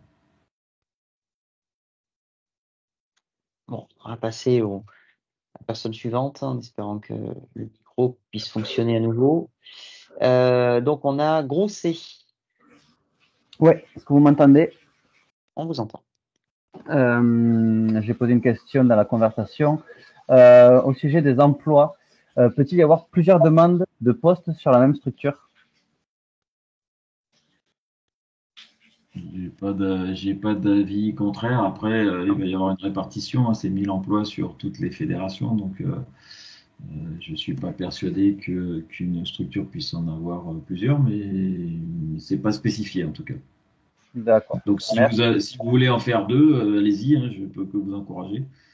Oui, je pensais à ça, mais bon, on va déjà croiser les doigts pour en avoir une et peut-être qu'on testera une deuxième. Merci beaucoup. Après, l'autre poste peut être demandé au titre du PST, par exemple. Ça peut être une opportunité, une deuxième opportunité. Surtout que les campagnes vont s'ouvrir là dans les prochains jours ou les prochaines semaines. Le PST, c'est celui avec l'Agence nationale du sport, c'est ça? Alors, géré par les Drages. Ouais, okay, alors, mais un peu à la manière de ce qu'a dit Stéphane tout à l'heure sur la remarque par rapport au PSF, vous avez quand même pour l'emploi la campagne projet sportif territorial, donc géré par les Drages, qui concerne l'emploi et qui revient tous les ans et qui revient cette année. Les 1000 emplois socio-sportifs, c'est un dispositif supplémentaire qui est créé exceptionnellement cette année. Donc, il y a aussi la possibilité de rentrer dans un dispositif déjà existant. Très bien, mais bon, ce dispositif-là, il est quand même assez cool, en vrai. Merci.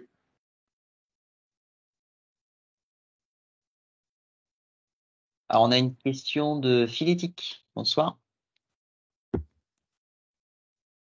Oui, bonsoir. Alors, moi, j'ai même deux questions. La première, c'est sur les animations vacances concernant les publics cibles. Bon, clairement, nous, on n'est pas sur un territoire prioritaire. On est sur le bassin d'Arcachon. Par contre, on travaille avec un établissement qui, lui, accueille des personnes qui seraient sur des territoires prioritaires. En fait, ils ont un dispositif de mise à l'abri, repli et respiration. Donc, ils accueillent des enfants qui ont besoin d'un temps d'éloignement de leur famille. Voilà, donc est-ce que c'est possible de monter ça avec eux ou est-ce que c'est vraiment le territoire d'implantation de notre structure qui fait foi? Non, non, c'est le public cible qui fait, qui est demandé. Donc oui, ça s'entend. Donc je pourrais monter ça avec. Si le club, peu importe où est domicilié le club, si l'action se déroule dans un territoire concerné, pour ces publics-là, ça pose pas de souci. Ou pour ces publics-là.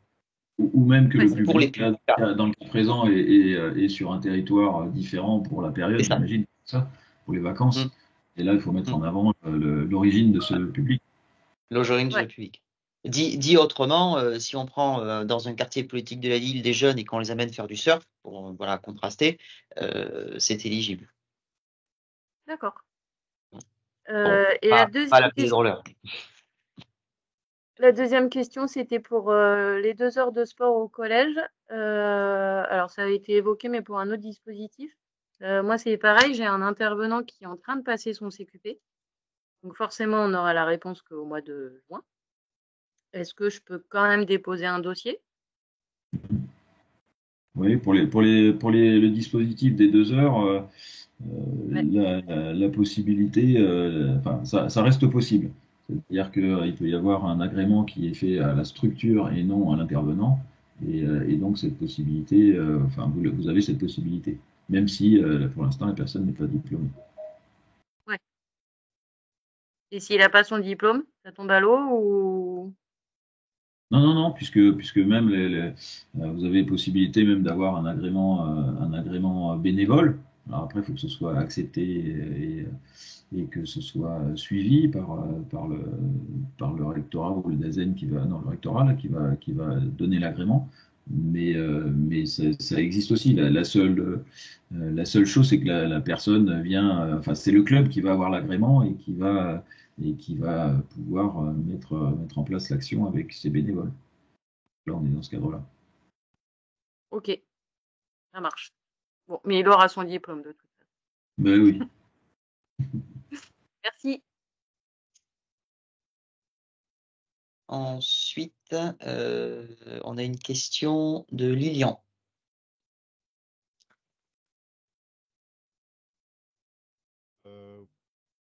Bonsoir. Est-ce qu'on peut se positionner? On m'entend? Ou très très faiblement. Moi, pas beaucoup là. Je vais rapprocher. Ça va mieux? C'est pas beaucoup. J'entends vaguement. Okay. Moi, je voulais savoir si on pouvait se positionner par rapport à plusieurs villes.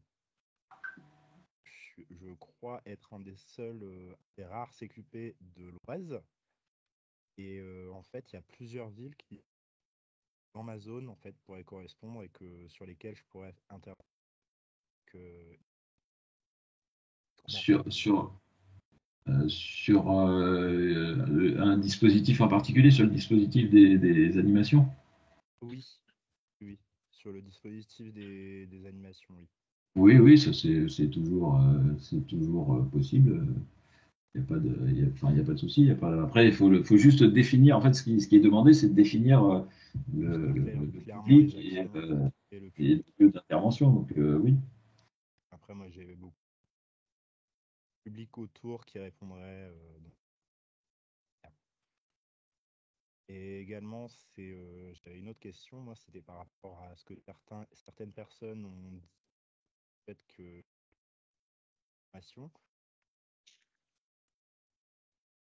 je me demande si quand on est en formation, justement, on n'est pas phase professionnelle. D'après ce que j'avais compris pendant ma formation, c'était que pendant la formation, on a déjà le statut. Et vu qu'après, on peut avoir les rattrapages, on peut, en fait, reste en formation, on garde ce statut, en fait, tant qu'on est un rattrapage. Oui, mais dans le... De ma part. Alors, j'espère que j'ai bien compris. Moi, C'est ça ne me vraiment. concerne pas, j'ai déjà le CQP, hein, mais c'est juste. Ouais, mais le sens de ce qui est demandé sur les 1000 emplois, c'est vraiment d'avoir des gens qui ont, en gros, ils vont chercher des gens qui Ils ont vont une avoir expérience. peu d'expérience et qui vont être en capacité d'aller sur des territoires où c'est pas le plus facile forcément, peut-être d'aller. Donc, je suis pas sûr que la priorité soit donnée aux stagiaires qui ont la possibilité en temps normal de rentrer effectivement sur d'autres types d'emplois. Mais ça n'engage que moi de dire ça, hein, mais c'est en lisant le sens des Après, ça dispositifs. pourrait être des choses qui rentrent dans le cadre justement des projets CQP. Oui, mais je sais pas. Voilà, là, vraiment, je peux pas vous dire plus que ce que j'ai dit. Ok. C'est toujours des pistes à creuser pour ces gens-là. À voir avec Marie. Merci. Okay. Alors, on a une question du comité départemental et j'ai pas la suite donc qui s'affiche de l'intitulé. Donc voilà. Bonsoir, Magali. Ah ouais, tu as deviné. Alors, Ben oui, oui, pas parce que j'ai d'acronyme. reconnu la vie. J'ai reconnu la. Place. Alors, s'il n'y a pas assez de place, c'est la suite, c'est roller et skateboard. J'ai mis Alto Sécanet, ça fait chic, mais c'est les Hauts-de-Seine. Je remplace. Tant pis. Ça fait chic, ouais. Salut Magali. Ça fait... Et du coup, la présidente actuelle pense me lancer à la présidence. Donc, elle va rester en binôme avec moi. Mais je me demandais là, en lisant la note de cadrage, si on polarisait sur tout ce qui a été PSF révéler votre plein potentiel, donc il s'arrête à cette année, ou si on peut amorcer une démarche vers d'autres Olympiades. Et si oui, est-ce qu'il y a déjà un plan qui a été, une trame qui a été faite pour la suite? Donc après 2024. Là aujourd'hui, on est sur. Ce qui est demandé, c'est que le projet, enfin les subventions PSF, soient en lien avec le projet d'Olympiade. Donc le document qui est transmis, c'est celui-ci. Donc de toute façon, même s'il y avait un autre document, ce qui n'est pas le cas, mais ce ne serait pas celui-ci qu'il faudrait prendre en compte. Donc voilà, il y a aujourd'hui, c'est ce document-là et c'est cette stratégie-là qui, à un moment, donc permet de tirer les éléments de la note, dans la note de cadrage qui est accessible sur le site internet et qui donne des critères.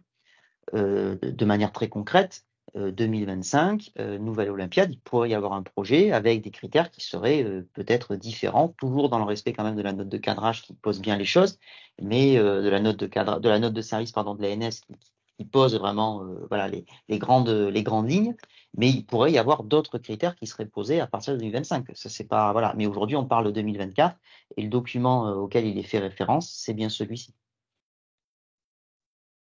Très bien. Et du coup, pour les comités, on est sur 5 actions possibles. Oui, absolument. Ça ne change pas. Merci pour cette réponse. Donc, grande cause nationale, les Jeux Olympiques et Paralympiques. Le sport. Oh, ok. Le sport, ouais. Le sport, la grande cause nationale. Merci Magali. Et on aura tous appris donc un nouveau terme de Alto Sécanet. J'avais déjà oublié. Alto Alors, ça me fait rire. Monsieur Sifredi qui a pris la présidence des Hauts-de-Seine au comité départemental, au conseil départemental. Et donc, ça se dit Alto Sécanet. Eh bien, aussi. Aussi, très bien. Okay. On a une question de Rider. Est-ce que vous m'entendez? Une main levée, pardon. Oui. Vous m'entendez? Oui, super. Ah, super. Alors, nous, on est de La Réunion, donc voilà. Par rapport aux dom-toms et tout, moi, je voulais vous parler par rapport les collègues qui parlaient des... On est d'un quartier prioritaire et tout. On fait de l'accompagnement, on forme les jeunes dans les CQP ALS et tout. Même là, on a un jeune de chez vous qui est venu justement pour faire la formation BIF en trottinette. Et moi, je voulais savoir justement par rapport au dom-tom et tout, par rapport l'accompagnement, parce que des fois, on se rendait compte que c'est pas pour, on n'est pas dans le jugement, hein, mais on sent qu'on est un peu mis à l'écart et délaissé. Nous, ce qu'on aimerait bien, même si vous avez envoyé le jeune là qui est top, hein, au niveau de, j'étais avec lui, on l'a accueilli en ce moment pour la formation BIF pour les jeunes entre autres, mais peut-être s'il y aurait une personne qui pourrait voir le travail de terrain qu'on fait, parce que honnêtement, nous, on forme des jeunes au BPGEPS quand même, on les accompagne. Et parfois, quand on fait les demandes de sub et tout, on voit l'accompagnement, on se dit, mais voilà, on trouve les subventions ailleurs et tout, on fait des cofinancements. Mais au niveau de la NS, ben voilà, par rapport aux critères et tout, les autres collègues, ils disaient, c'est vrai que c'est pas évident, on est dans le quartier QPV. C'est vraiment difficile, hein, parce que faut savoir, hein, nous, on est nous ici, moi je vous le dis, je travaille en métropole et tout, dans les quartiers et tout. On est dans ce qu'on appelle la street, c'est qu'on a des jeunes on est en milieu ouvert, donc les jeunes, ils arrivent. C'est compliqué à gérer, des jeunes qui vous agressent ou quoi que ce soit. Donc, c'est pas un métier facile. Nous, on aimerait bien, par rapport à ça, ben, que ben, la NS aussi comprenne. Et après, le fait de venir sur place, qu'on a une personne qui est détachée, on travaille avec Laurent Monbec, que vous connaissez très bien, au niveau de la ligue et tout. Mais il pourra vous dire et tout. Mais je vous jure que c'est pas évident tous les jours. Donc, par rapport à la NS, tout, c'est super, hein. Nous, on connaissait déjà le dispositif par rapport à l'époque avec le CNDS et tout. Mais voilà, quoi. Des fois, on se sent un peu lésé. On ne vous cache Alors, pas, hein. Donc, voilà. quelques petits éléments de réponse. Et déjà, merci parce qu'il est 3 heures de plus Oui. à la réunion. Donc, merci de veiller un peu tard. Alors, plusieurs choses. Déjà, d'une part, effectivement, on connaît très bien la Ligue de la Réunion avec Laurent et à l'époque, et avant Patrick également, qui était son prédécesseur, qui est toujours impliqué. Donc, voilà, un gros travail qui a été fait. Une ligue qu'on a pu accompagner, notamment en période de Covid, où c'était un petit peu compliqué, où on a accompagné sur le montage du dossier, etc., parce qu'il était important pour nous de pouvoir soutenir les actions, parce que effectivement, il y a un gros travail qui est fait et qui se voit aujourd'hui sur le terrain clairement. Ce qui est important aussi de dire, c'est qu'il y a une enveloppe qui est minimale et qui est garantie dans le cadre du PSF. Elle est de 58 800 euros. Et qui est à répartir entre 2 et 3 territoires aujourd'hui qui sont constitués en Outre-mer. Donc autant dire qu'effectivement, il y a une attention très particulière qui est portée à l'Agence nationale du sport et qui a souhaité que les crédits qui étaient jusqu'à présent dans l'ancienne formule CNDS dévolus au territoire ultramarin soient maintenus. Donc justement, dans le cadre du PSF, pour le coup, et on ne nie pas évidemment les difficultés qu'il peut y avoir par ailleurs sur le terrain, mais c'est quasiment 10% de l'enveloppe PSF qui est répartie sur 2 à 3 territoires constitués, et dont notamment la Ligue de la Réunion qui est très structurée en termes de développement de son projet. Merci beaucoup. Mais on est toujours à votre écoute et disponible pour vous accompagner comme tout le monde, hein, d'ailleurs. Il n'y a pas de. Bien sûr. Au contraire, on a très souvent Laurent sur plein de sujets. Je ne sais pas s'il est là ce soir. Mais... N'hésitez pas non plus à venir vers nous. Il n'y a pas de souci. Merci beaucoup, franchement. Une question de Maglis qui relève la main, Magali? Non, c'est Nicole. Non, c'est Nicole. Pardon, ben oui, pardon. Ah. Voilà, moi je reviens sur l'animation vacances. Est-ce que l'animation vacances, on est obligé de la faire dans la ville où notre club est domicilié? Parce que j'avais été sollicitée l'an dernier par une mairie en milieu rural pour organiser un stage. Et je pensais faire effectivement une animation dans ce petit village. La réponse est non, hein. On peut tout à fait organiser une action. Ce qui compte, c'est que cette action s'adresse à des publics qui soient issus des territoires en question. Donc QPV, quartier politique de la ville, ou zone de revitalisation rurale.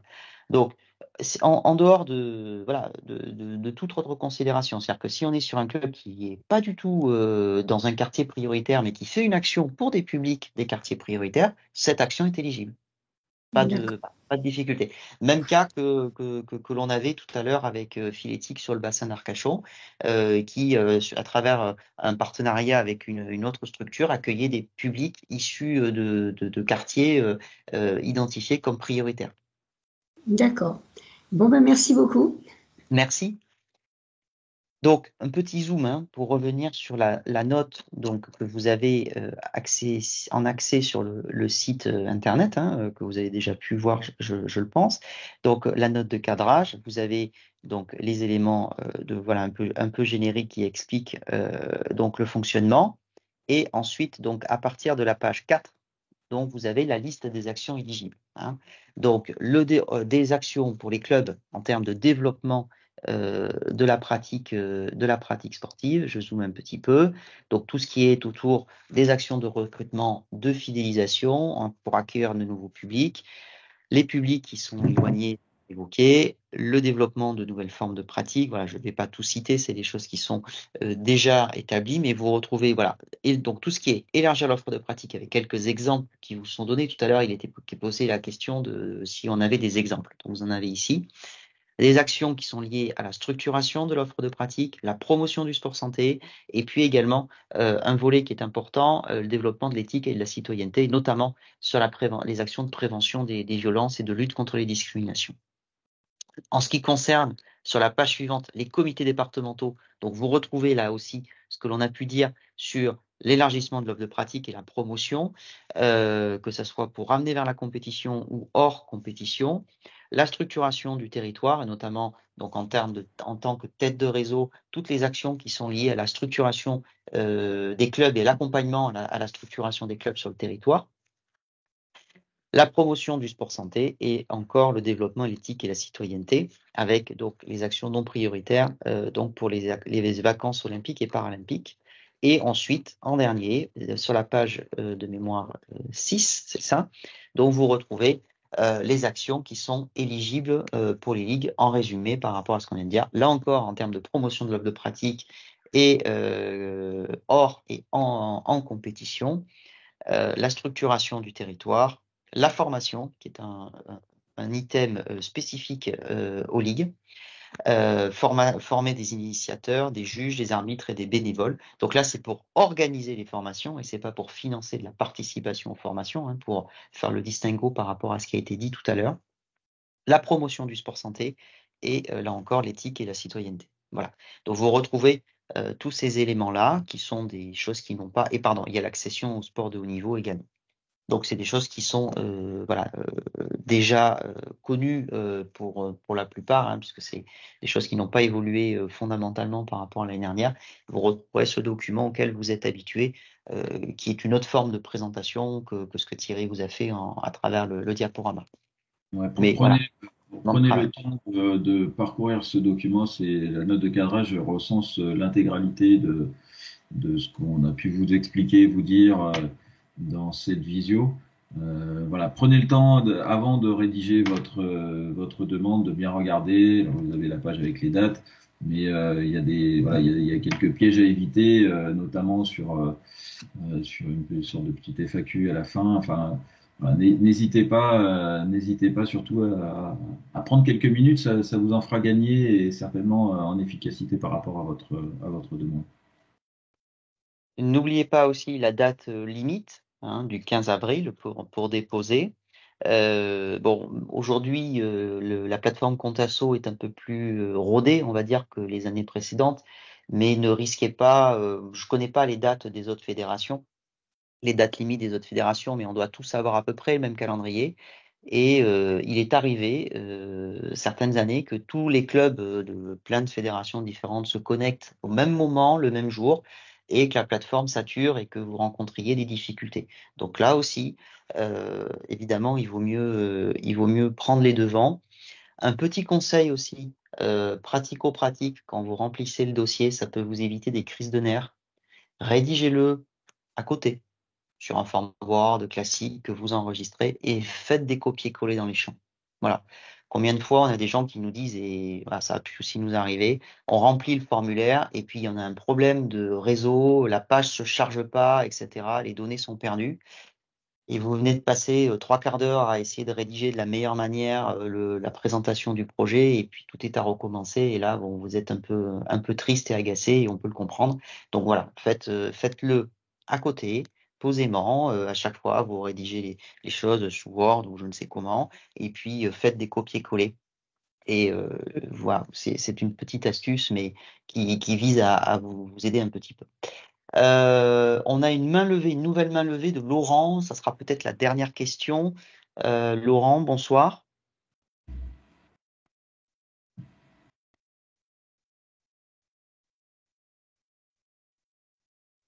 Laurent,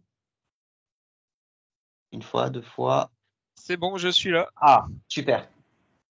Bonsoir. Bonjour. Donc oui, en fait, je suis éducateur sportif, j'ai une carte pro. Et donc je fais partie d'un petit club qui a plus d'1 an d'existence. Donc étant donné que j'ai une carte pro, on pourrait croire que je pourrais postuler, me positionner, comme vous dites, sur les 1000 emplois. Et aussi sur le dispositif des animations de l'été. Seulement parce qu'on est dans un QPV. Seulement rien de tout ça parce que en fait on est un petit club qui est en plein développement. Donc en fait bien que on coche les critères, le fait qu'on soit petit nous empêche de nous positionner ou de me positionner. Alors, je vais essayer de répondre le plus justement possible. Alors, c'est la structure qui doit se positionner et pas l'individu. Donc, pas vous, Laurent, mais le club qui doit se positionner sur ces 2 dispositifs, puisque là, on est en lien avec les structures et pas avec les personnes. Après, je ne sais pas en quoi la taille de la structure empêche de se positionner. Là, je vois pas trop en fait, je vois pas trop ce qui l'empêche.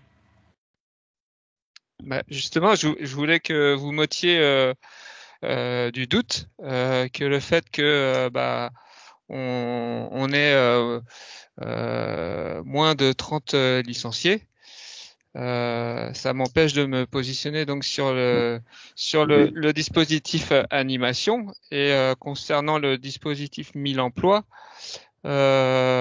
aussi, parce que avec moins de 30 licenciés, vous imaginez bien que payer 20 000 euros pour l'emploi d'une personne, c'est pas possible pour nous.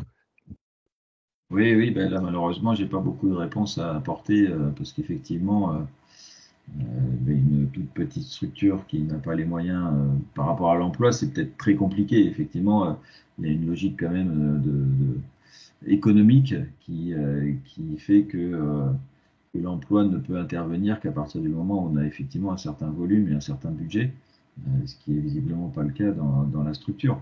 Après, la question doit se poser autrement, c'est-à-dire comment faire pour essayer de développer l'activité. Là, on est au-delà de demander une subvention, on est sur comment on fait pour justement essayer de développer quelque chose qui dure dans le temps et qui permette d'arriver à un seul minimum qui amène vers de la structuration, de la professionnalisation, de la subvention, etc. Donc là, on est sur finalement un autre sujet que simplement le cadre d'une demande de subvention dans le PSF. Ok, je vous remercie. Au moins, vous m'avez ôté de ce doute-là. Voilà. Merci. Après, Thierry, juste en complément, ce qu'on n'a pas aujourd'hui comme information, c'est si on part sur une idée pour les 1000 emplois là, d'un temps plein, d'un CDI temps plein 35 heures. Peut-être qu'ils vont venir subventionner aussi du temps partiel, mais ça, on n'en a pas la moindre idée, parce que le temps plein, c'est vraiment entre parenthèses, et voilà. Donc c'est juste ça. Mais dès qu'on a plus d'informations, de toute façon, on communiquera à l'ensemble des clubs, bien sûr. Merci Marie. Allez, on va prendre la dernière question de Sophie Doué. Bonsoir. Bonsoir. Vous m'entendez? Oui, très bien. Oui. Oui, bonsoir. Écoutez, j'ai une question par rapport au dispositif vacances. Le club organise tous les ans depuis plusieurs années un dispositif d'initiation roller sur un quartier prioritaire de la ville, mais c'est pas en demi-journée. C'est-à-dire que c'est sur... alors cette année, ce sera sur 15 jours, 1h30 chaque soir. J'aurais voulu savoir si ça pouvait rentrer dans ce dispositif. Et une deuxième question liée, le club ne fait pas de demande PSF. Je voulais savoir si je peux faire une demande uniquement sur ce type de projet, sans avoir fait de demande PSF pour d'autres actions.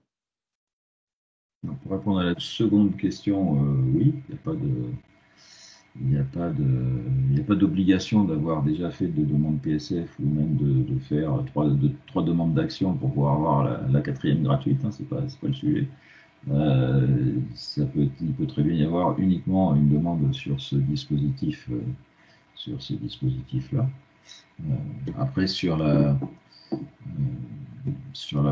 première partie, la première partie de la question. Alors, vous pouvez juste me repositionner la première partie de la question parce que je me suis perdu. Alors, le club organise et va organiser 15 jours d'initiation roller, mais sur des séquences d'1h30. Oui, ça y est, pardon. J'ai pas vraiment la réponse, mais je dirais que oui, à partir du moment où on est sur la période des vacances. Maintenant, il a quand même été demandé dans la note de service de l'agence, et je peux pas répondre parce qu'en fait, on n'a pas toutes les précisions. Alors, est-ce que c'était sous forme d'exemple? Est-ce que c'est impératif de mettre en place des actions sur des demi-journées? C'est quand même demandé comme ça. Maintenant, dans la logique des choses, je pense que si vous êtes effectivement sur des quartiers qui sont ciblés, si vous êtes sur la période qui est ciblée et qu'en plus vous en faites tous les soirs pendant tout l'été, je vois pas bien comment on pourrait dire non, alors que effectivement c'est pas tout à fait ce qui est demandé, mais peut-être que ça a été aussi demandé à titre d'exemple. Donc positionnez-vous. Parce que voilà, même si je peux pas répondre à 100% qu'on nous dira pas non, c'est que des demi-journées, bon, voilà, allez-y. Ce que l'on peut quand même effectivement dire, hein, c'est que on n'a pas, Thierry, tu l'as souligné, tous les éléments de réponse. Le dispositif animation vacances olympiques et paralympiques, ainsi que les 1000 emplois sociaux sportifs, sont arrivés très tard dans la préparation de la campagne PSF, puisque traditionnellement en janvier, il y a une réunion, une visio qui est organisée par l'agence pour faire un premier bilan de la campagne précédente et puis annoncer les nouveautés. Ces deux dispositifs n'étaient pas annoncés, on était sur une reconduction sur la dernière année olympiade assez conforme aux années précédentes. C'est arrivé donc très tardivement et tous les critères ne sont pas encore complètement connus.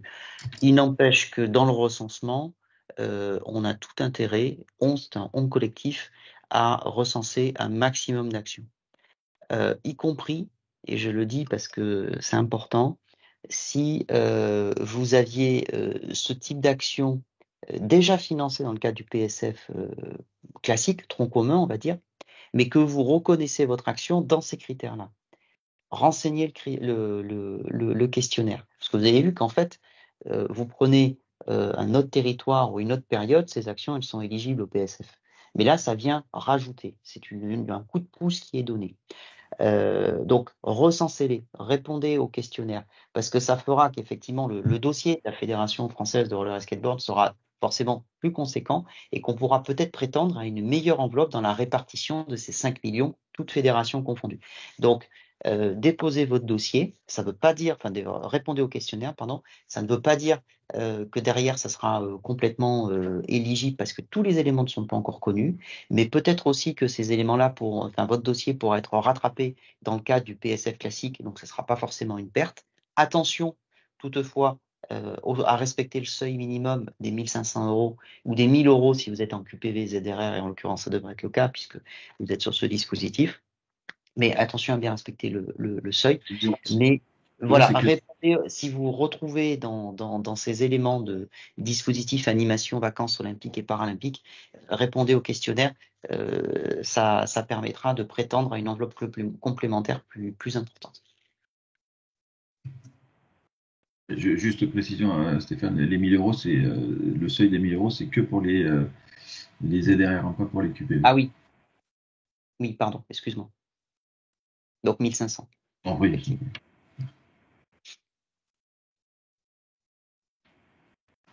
Est-ce que je ne vois plus d'autres mains levées? Je sais que Marie a beaucoup surveillé le chat, donc je crois que les choses sont répondues. Ouais, je crois qu'on a répondu à tout. Ben, écoutez, on va vous adresser un grand merci. Je crois qu'il n'y a plus de questions ou plus de mains qui n'ont pas été levées, qui ont été répondues. Merci en tout cas à toutes et tous. Vous dire que la campagne commence.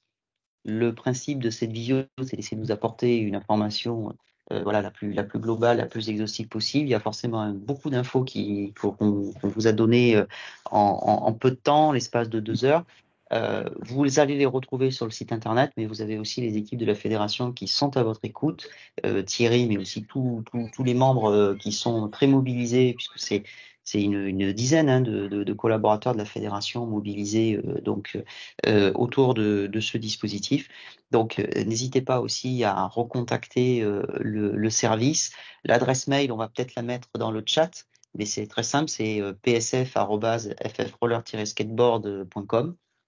Et donc là, vous avez un contact privilégié avec l'équipe pour répondre à vos questions et approfondir peut-être certains points qui pourraient vous questionner. Merci à toutes et tous. Je vous souhaite une bonne soirée.